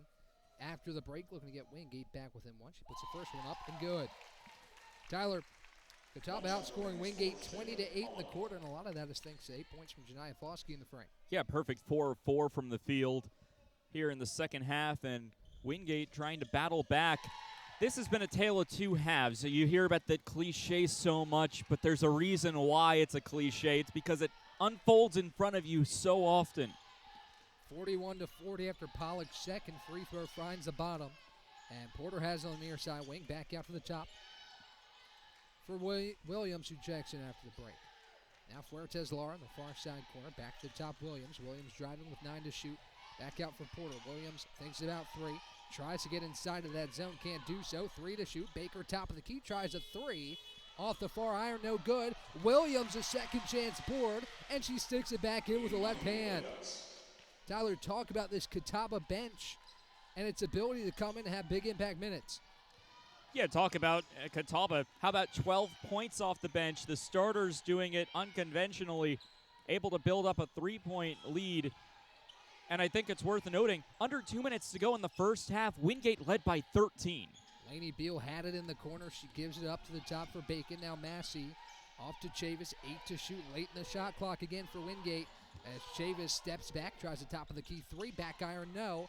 Massey trying to track down the rebound. Porter collided with her going out of bounds. No whistle. Massey didn't like it, but it goes back to Catawba. You know, even though Chavis couldn't come up with the made basket there, I like the shot. Saw the clock running down. Wasn't necessarily on the ball. Goes underneath SAC Commissioner Patrick Britz's table. A couple of players for both Wingate and Catawba did a little do-si-do around his table, but you know, I like that shot there. She had an open look with 2 to go, knew she had to take the shot, and it was a good look. Just hit back iron and couldn't drain it. Chavis will check out. Coming back in is Anaya Oliver. Tyler, I think an underrated part of that play was Porter just discreetly getting Massey out of the way to be able to let the ball go out of bounds. Obviously, no whistle on that on Porter, as Fuertes Lara has it top of the key, gives off Porter. Corner for Williams. Now back to the top, Baker. Baker tries a deep 3. Off the front iron, no good. Pollock collects the board. Again, that 90 feet of pressure for Catawba as Fuertes Lara defending Oliver. Now, smart play by Oliver to try and go around Fuertes Lara and draw the foul. Yeah, and I love that rebound from Shaylin Pollock just going up. Arms went behind her head. She had to trust her hand-eye coordination to be able to draw that in and get the board off glass. And, of course, that leads to a sequence that now will be certainly helping Wingate out with the Bulldogs and the bonus. Yeah, the bonus, Wingate will have 2 free throws the rest of the way in this third quarter. A costly foul on Fuertes Lara allows Wingate to go to the line, but Oliver misses the first free throw. Tyler, you talk about Oliver, a good free throw shooter. She's missed a couple today, and that one's a big one that doesn't allow Wingate to cut the deficit to 2. Yeah, best shooter or best free throw shooting percentage on the team. She's missed a couple, but able to get one back to draw it back within a 2-point game. 2-point game with under 2 to play in this third quarter. Foskey again inside looking to work. Kick back out. Williams tries a triple. No good. It missed the iron and goes out of bounds. And possession goes back to Wingate. Tyler didn't make that one for Williams, but good to see for Terrence McCutcheon, see his role player shooting the ball with a little bit of confidence off the bench. Yes, certainly being able to come off the bench, and although shots don't always go in, the looks are there, and the more good looks you get, the more shots you're going to make as a team. Minute and a half left to play in this third quarter. Pollock has it, the free throw line extended, back out for Bacon. Beal on the back cut. Floater is no good as Lainey Beal remains scoreless in this third quarter. Foster pushing quickly, gives off Williams. Now Ingram near side corner tries a 3. Backboard rim, no good. Rebound for Oliver. And she pushes quickly. Good screen by Massey to shake her loose across the timeline. Now Oliver, a floater down the lane, late whistle. And Oliver will go back to the free throw line with a chance to tie the game. Catawba looking to become the second team here in Rock Hill to send both its men's and women's teams to the SAC semifinals. Carson-Newman already clinched that spot with its men winning earlier today against UVA-Wise and the women against Lincoln Memorial. Catawba certainly well on their way to do that. Got the upset over Coker on the men's side in just the game prior to this. And now we'll have to try to hold off a Wingate squad. It's looking like, Ryan, we're going to have a really, really fun fourth quarter. And it wasn't necessarily looking that way at the break. Again, Wingate had a 10-point lead in the first, 9-point lead at the break. But Catawba outscoring Wingate by 9 as the game is tied back up at 43 with under a minute to play in the third. Ingram far side corner, Wingate back in that 1-3-1 zone. As Williams drives out left side lane, tries a left-hand layup, she missed it. And the rebound's collected by Pollock. A good look for Williams inside the paint, but couldn't get it to fall. Kick out by Massey to Oliver. Now inside, Bacon back to the basket. She spins on Baker and draws the foul. Tyler, the game plan down the stretch here in this third quarter. Wingate knowingly acknowledging its opportunities at the line. Bacon draws a foul and back to the line for 2 free throws. Well, if you can draw fouls with consistent success, you're going to win a lot of games. And almost a reverse hack-a-shack, right? Instead of intentional foul, intentionally getting fouled when you're able to draw them like that. And it brings Bacon to the line for her first trip today, but an opportunity for Wingate to reclaim the lead.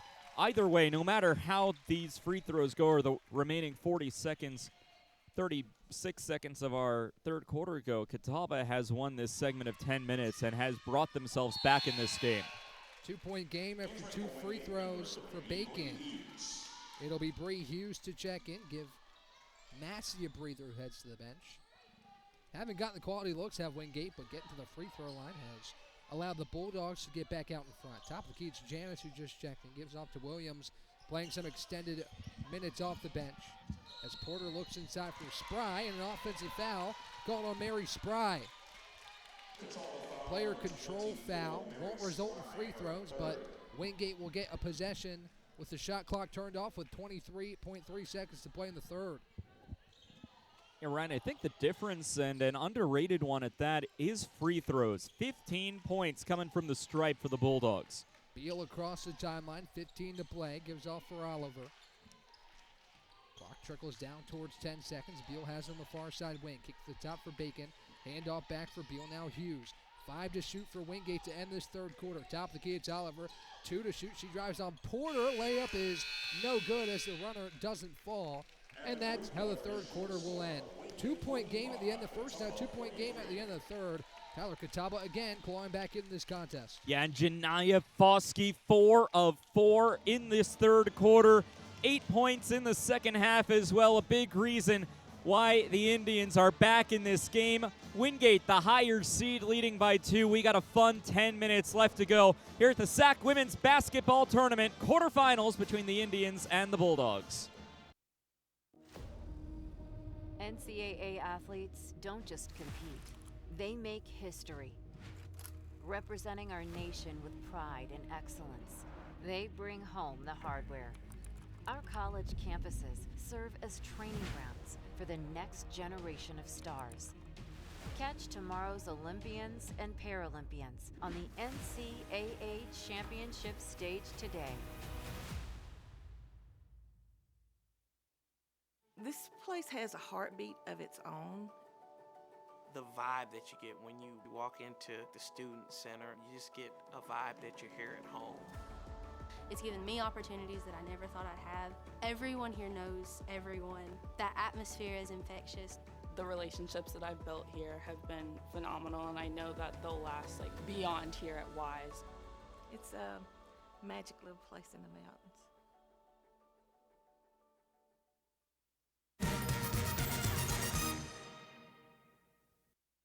Back here at the Rock Hill Sports and Event Center as Catawba and Wingate will battle it out for a matchup with the regular season champion Coker Cobras in the semifinals. 2-point game as we enter the third. Foskey has it inside, kicks back out. Goodlet thinks about 3, but thinks better of it. Feeds off Janice, tries a triple, no good off the front iron.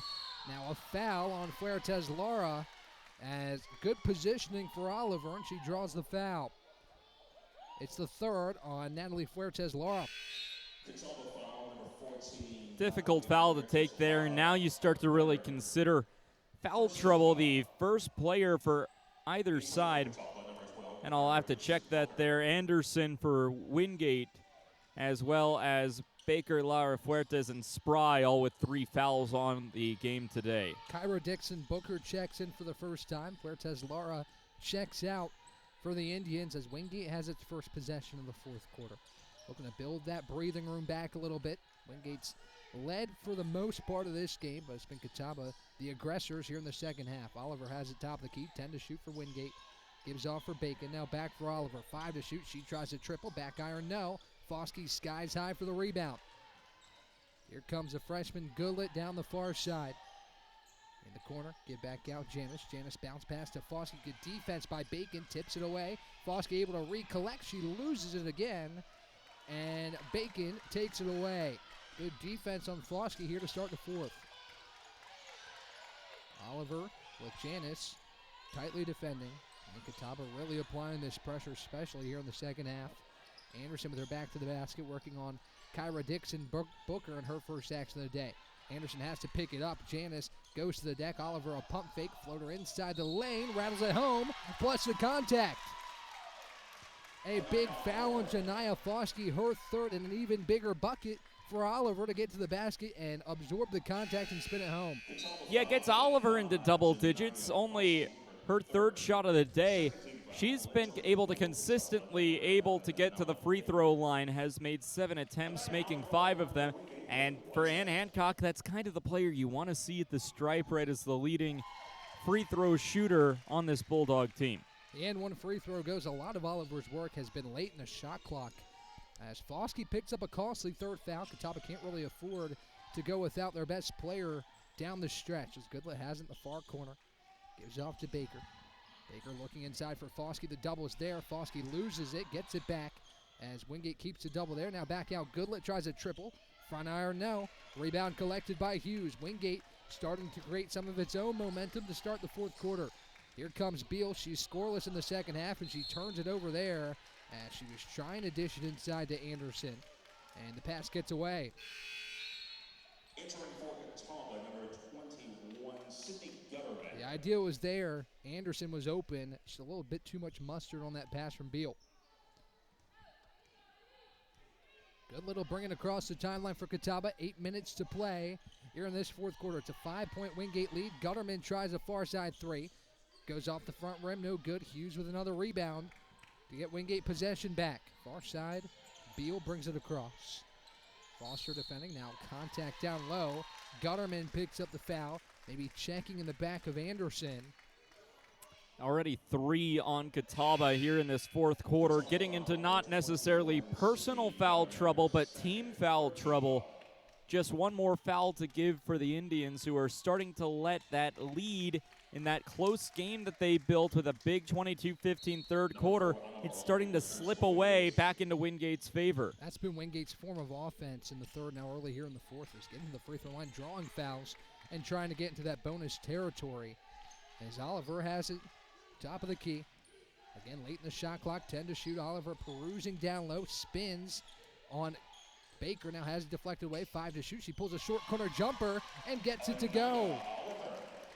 Oliver now with 14. She's been huge in this second half, and the lead's back to 7. Foster tries a three, rattles around, no. Another quick one and done for Catawba on the offensive end. Again, similar to what we've seen, Catawba was able to draw close. Wingate pushed it back out, back to a 7-point lead with about 7 minutes to play here in this fourth quarter. Bacon at the top, gives off to Beraldi, far side. Now it's Hughes in the far corner, 10 to shoot again. Late in the clock, Oliver has it top of the key. It's been the late option for Wingate here in the fourth. Oliver gets a screen, drives on Foskey, and Gutterman blocks it away, collects the board. Good defense, didn't get Oliver. Didn't let her get to the bucket there late in the shot clock as Goodlet has it deflected away, but gets it back to Baker. Foskey back out. Foster tries a three. No good off the iron. Tyler, here in this fourth quarter, Catawba not getting the three to fall, but does tie it up there. Possession will stay with the Bulldogs. Quality looks for Catawba here in the fourth, but nothing really has gone quite yet for the Indians, who trail by 7. I'll tell you what I'm not a big fan of in this fourth quarter, Ryan. I think Catawba's trying to catch up too quickly. 5 shots taken in 3.5 minutes. All of them have been from beyond the arc, and the three ball just isn't falling, and that, rightfully so, takes a timeout from Terrence McCutcheon to be able to talk about this. And while we'll take a break here to let the two teams talk about it, I mean, it's a tough look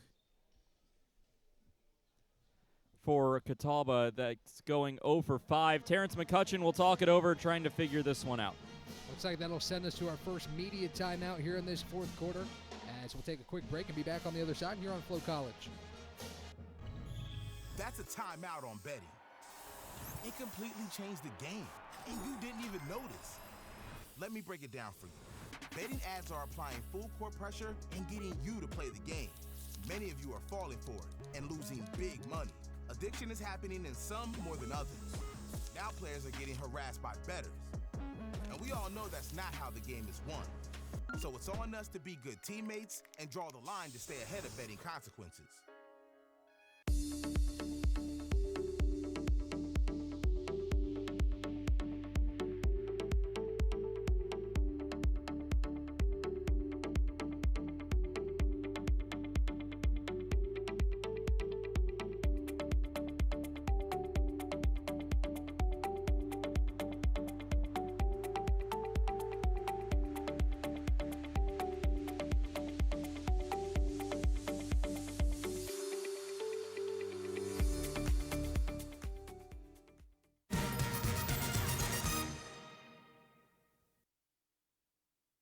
Back here on Flow College, it's Wingate 50, Catawba 43s. It's been a good fourth quarter for the Bulldogs so far, who have possession out of the break.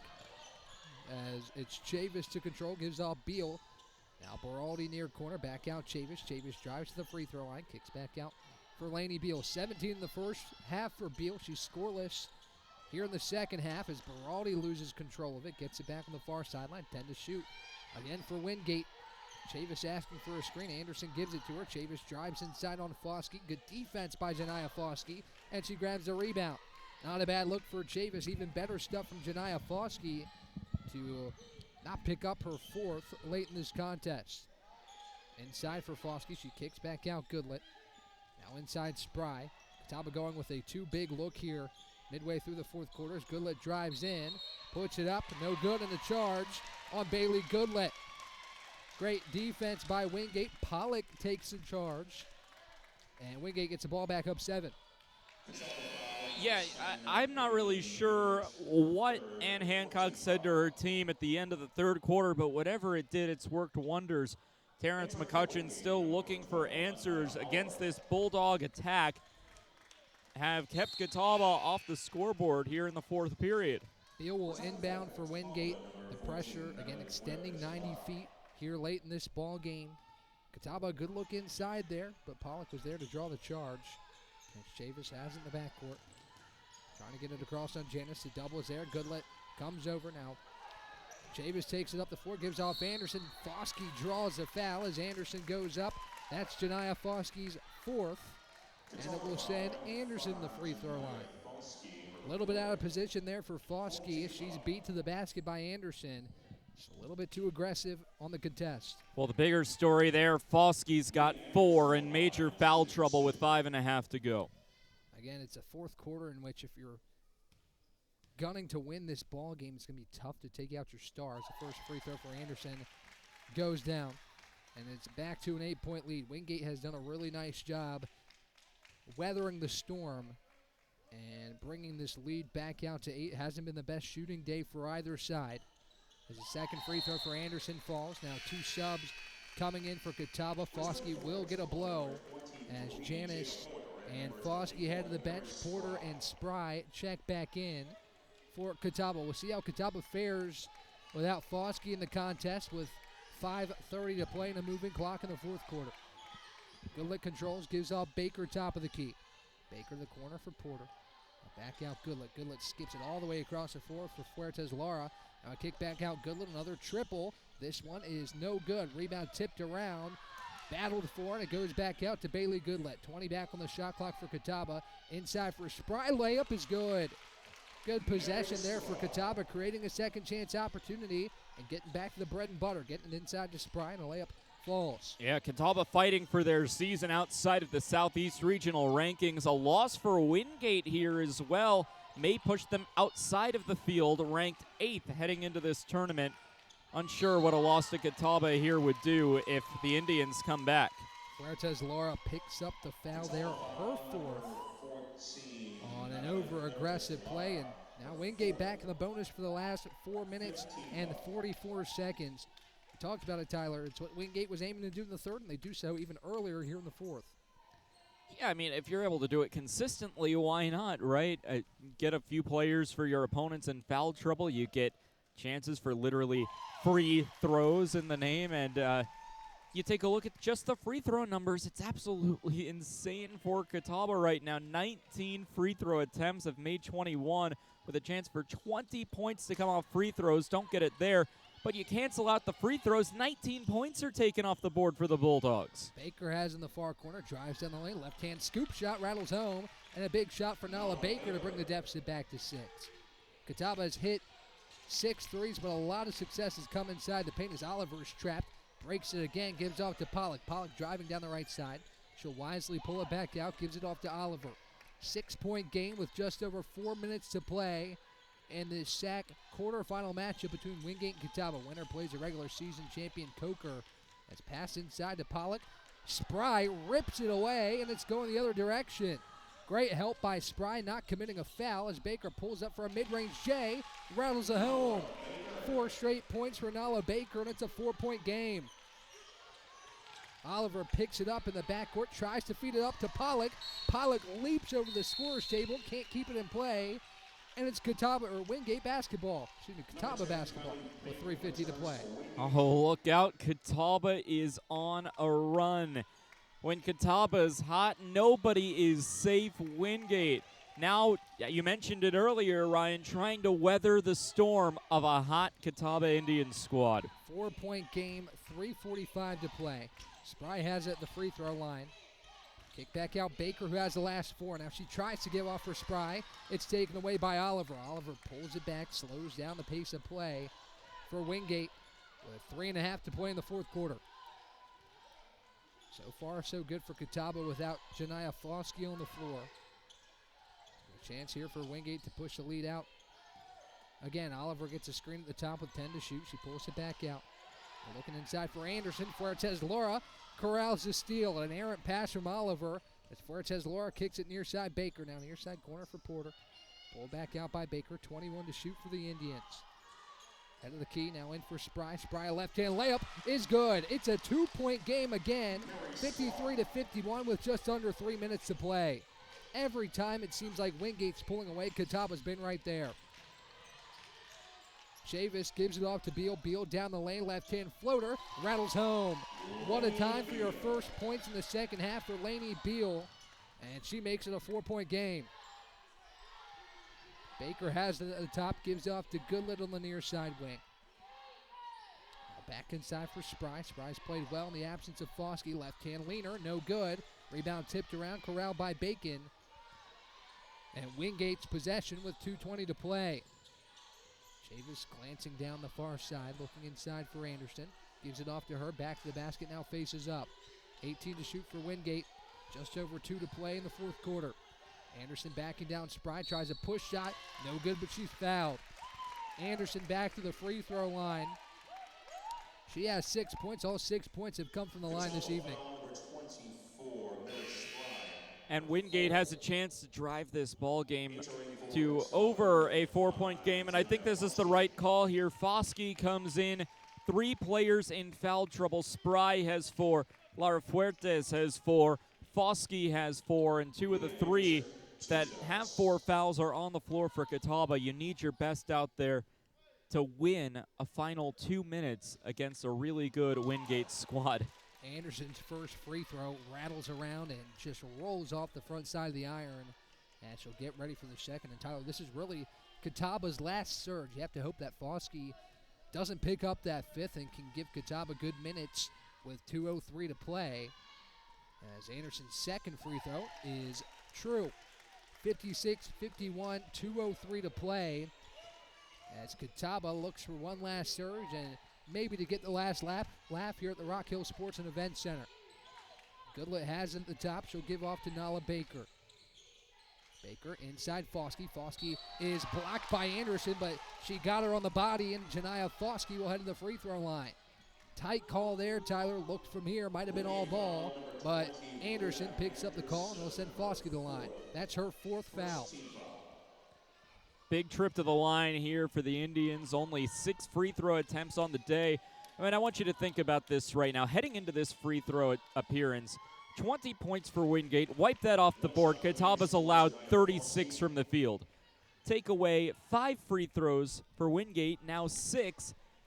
They have 46, so this is a dominant Wingate victory without trips to the free throw line. The discipline and the foul trouble has frankly killed the Catawba Indians thus far. They're still in it with only a 4-point deficit. Foskey goes 1 for 2. It's still a 2-possession game here late.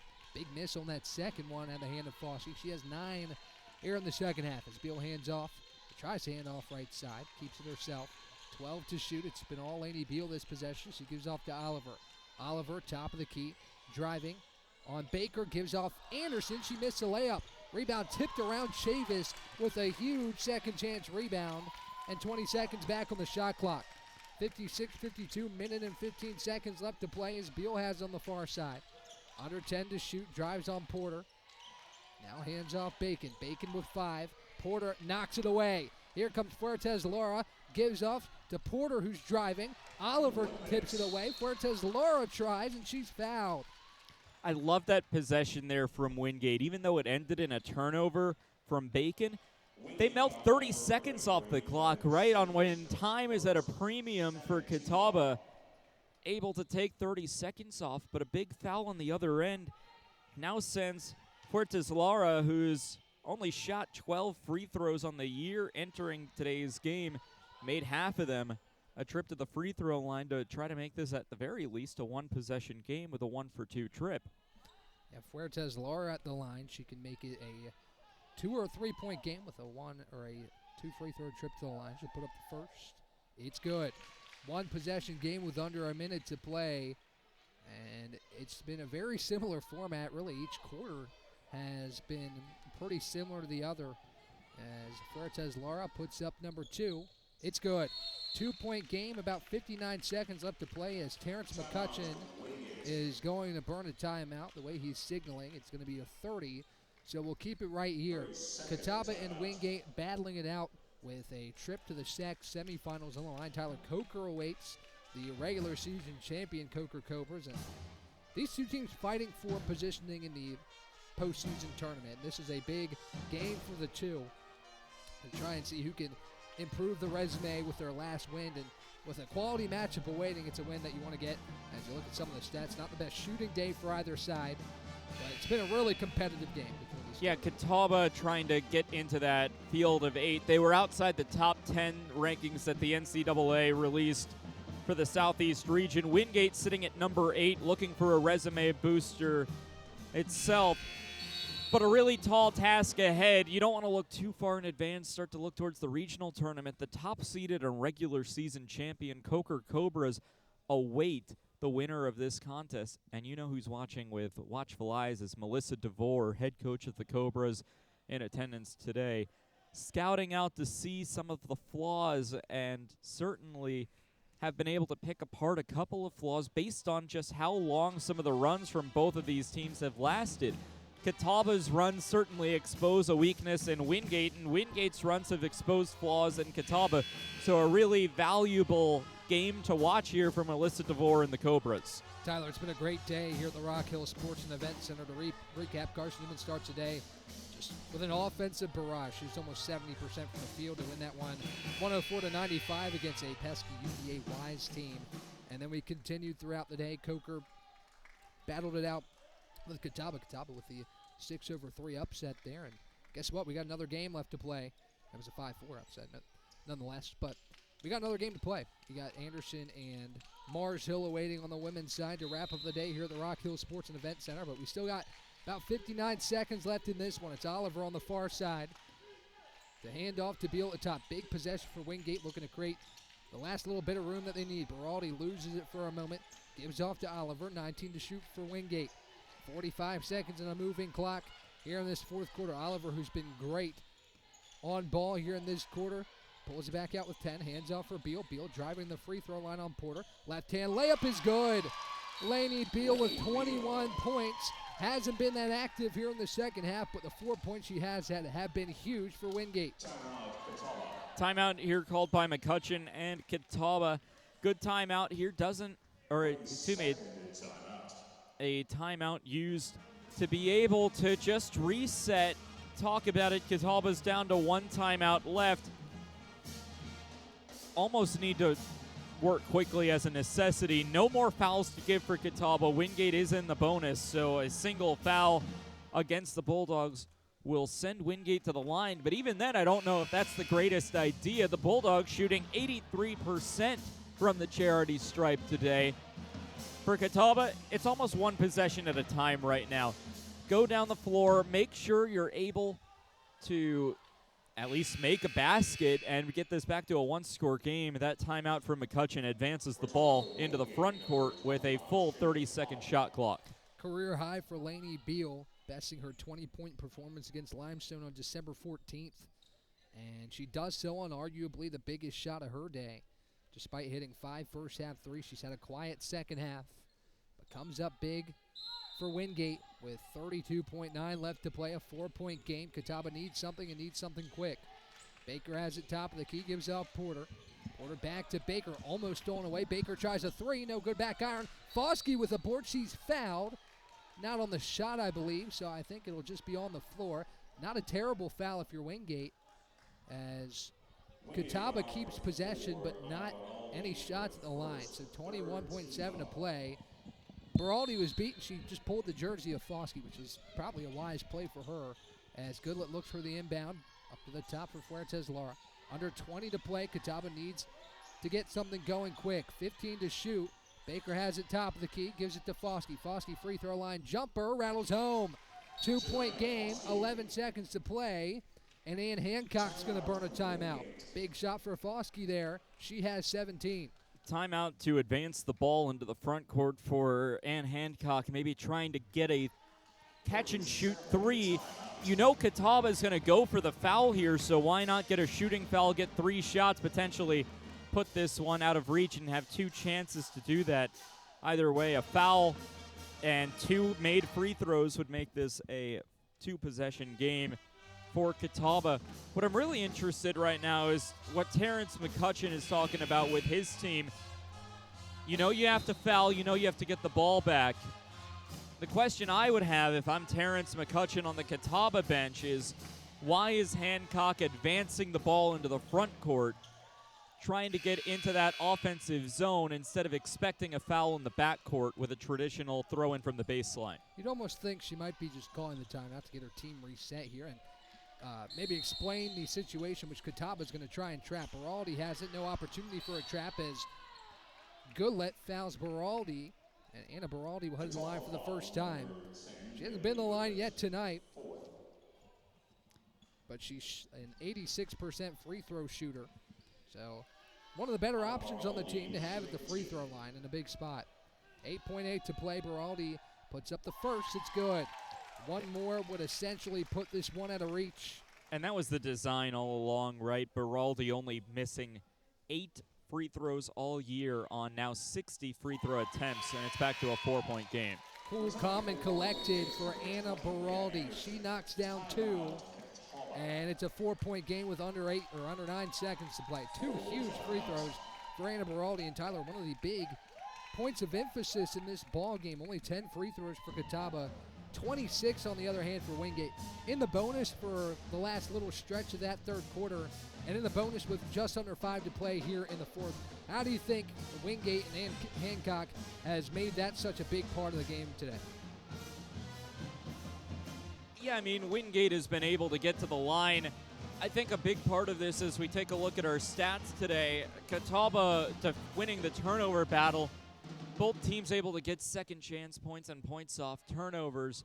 I think the big difference here has been that 3-point shooting. It's not a lot, but Catawba able to make 6 3-pointers, but Catawba's wasted possessions by taking more of them. I've also made 6, of course. But 32 3-point attempts compared to just 20 for Wingate. That's going to lead to a lot more defensive rebounds for Wingate and a lot of extra possessions. The recipe for success with that run in the third is getting the ball inside. Catawba went away from that for a little while as there's under 7 to play. Ball is tipped away. Beal gets the steal, and Porter fouls her. Barring any crazy happenings at the end of this one, Wingate will move on to the semifinals, the first step in defending the championship in 2024.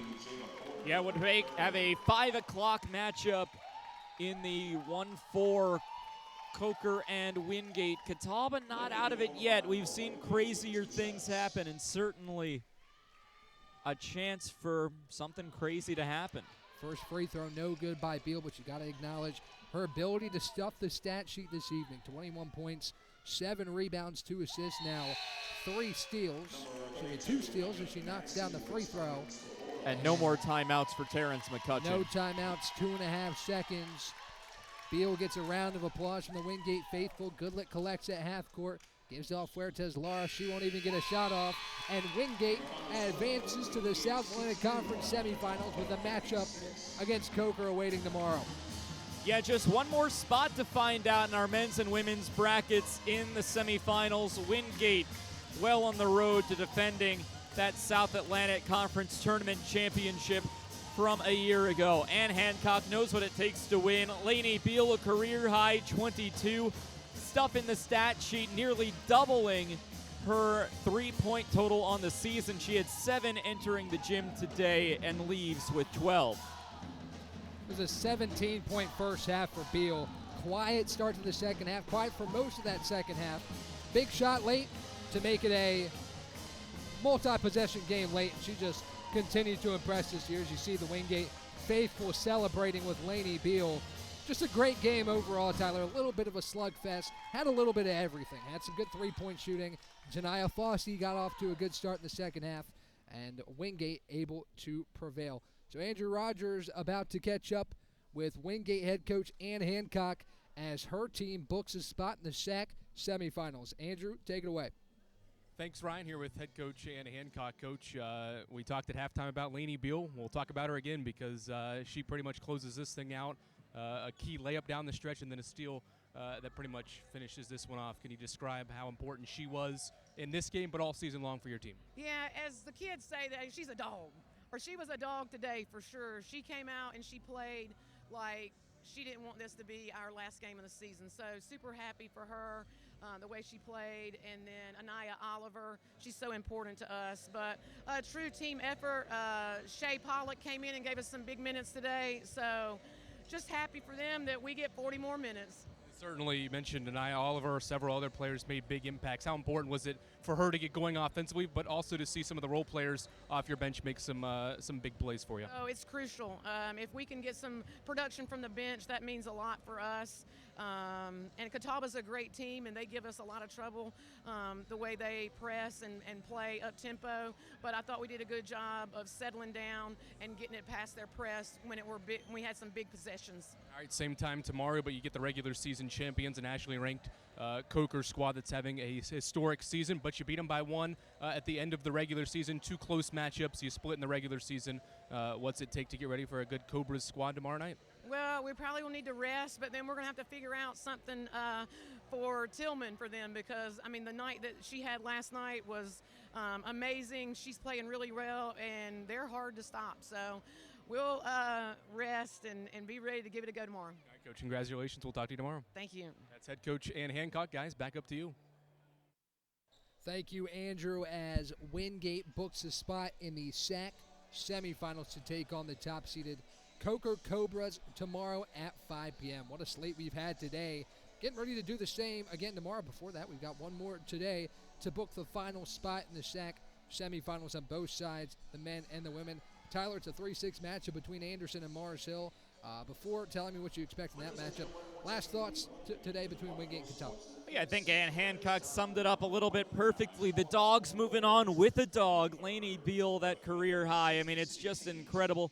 She'll need to get well-rested, taking on a really well-rested, having 48 hours off for Coker before the semifinal tomorrow. And then you mentioned our final quarterfinal. It feels like we're not ready for the quarterfinals to come to an end yet. But two different styles of basketball. To be honest with you, on both the men's and women's side, the upcoming matchup between Anderson and Mars Hill intrigued me the most because it's two totally different styles of basketball that when you watch them play games on their own, you can't imagine those two styles meshing and competing against each other. So that's something I'm really looking forward to watch. That'll come up in approximately 35 minutes here on Flow College. Should be a fun matchup to round out the last quarterfinal matchup on both the men's and women's side before we get ready for SAC semifinal play tomorrow. We'll wrap up the day here in just a little while. We'll take a break, let you all take a breather, get some dinner, and then join us back here on Flow College for Anderson and Mars Hill.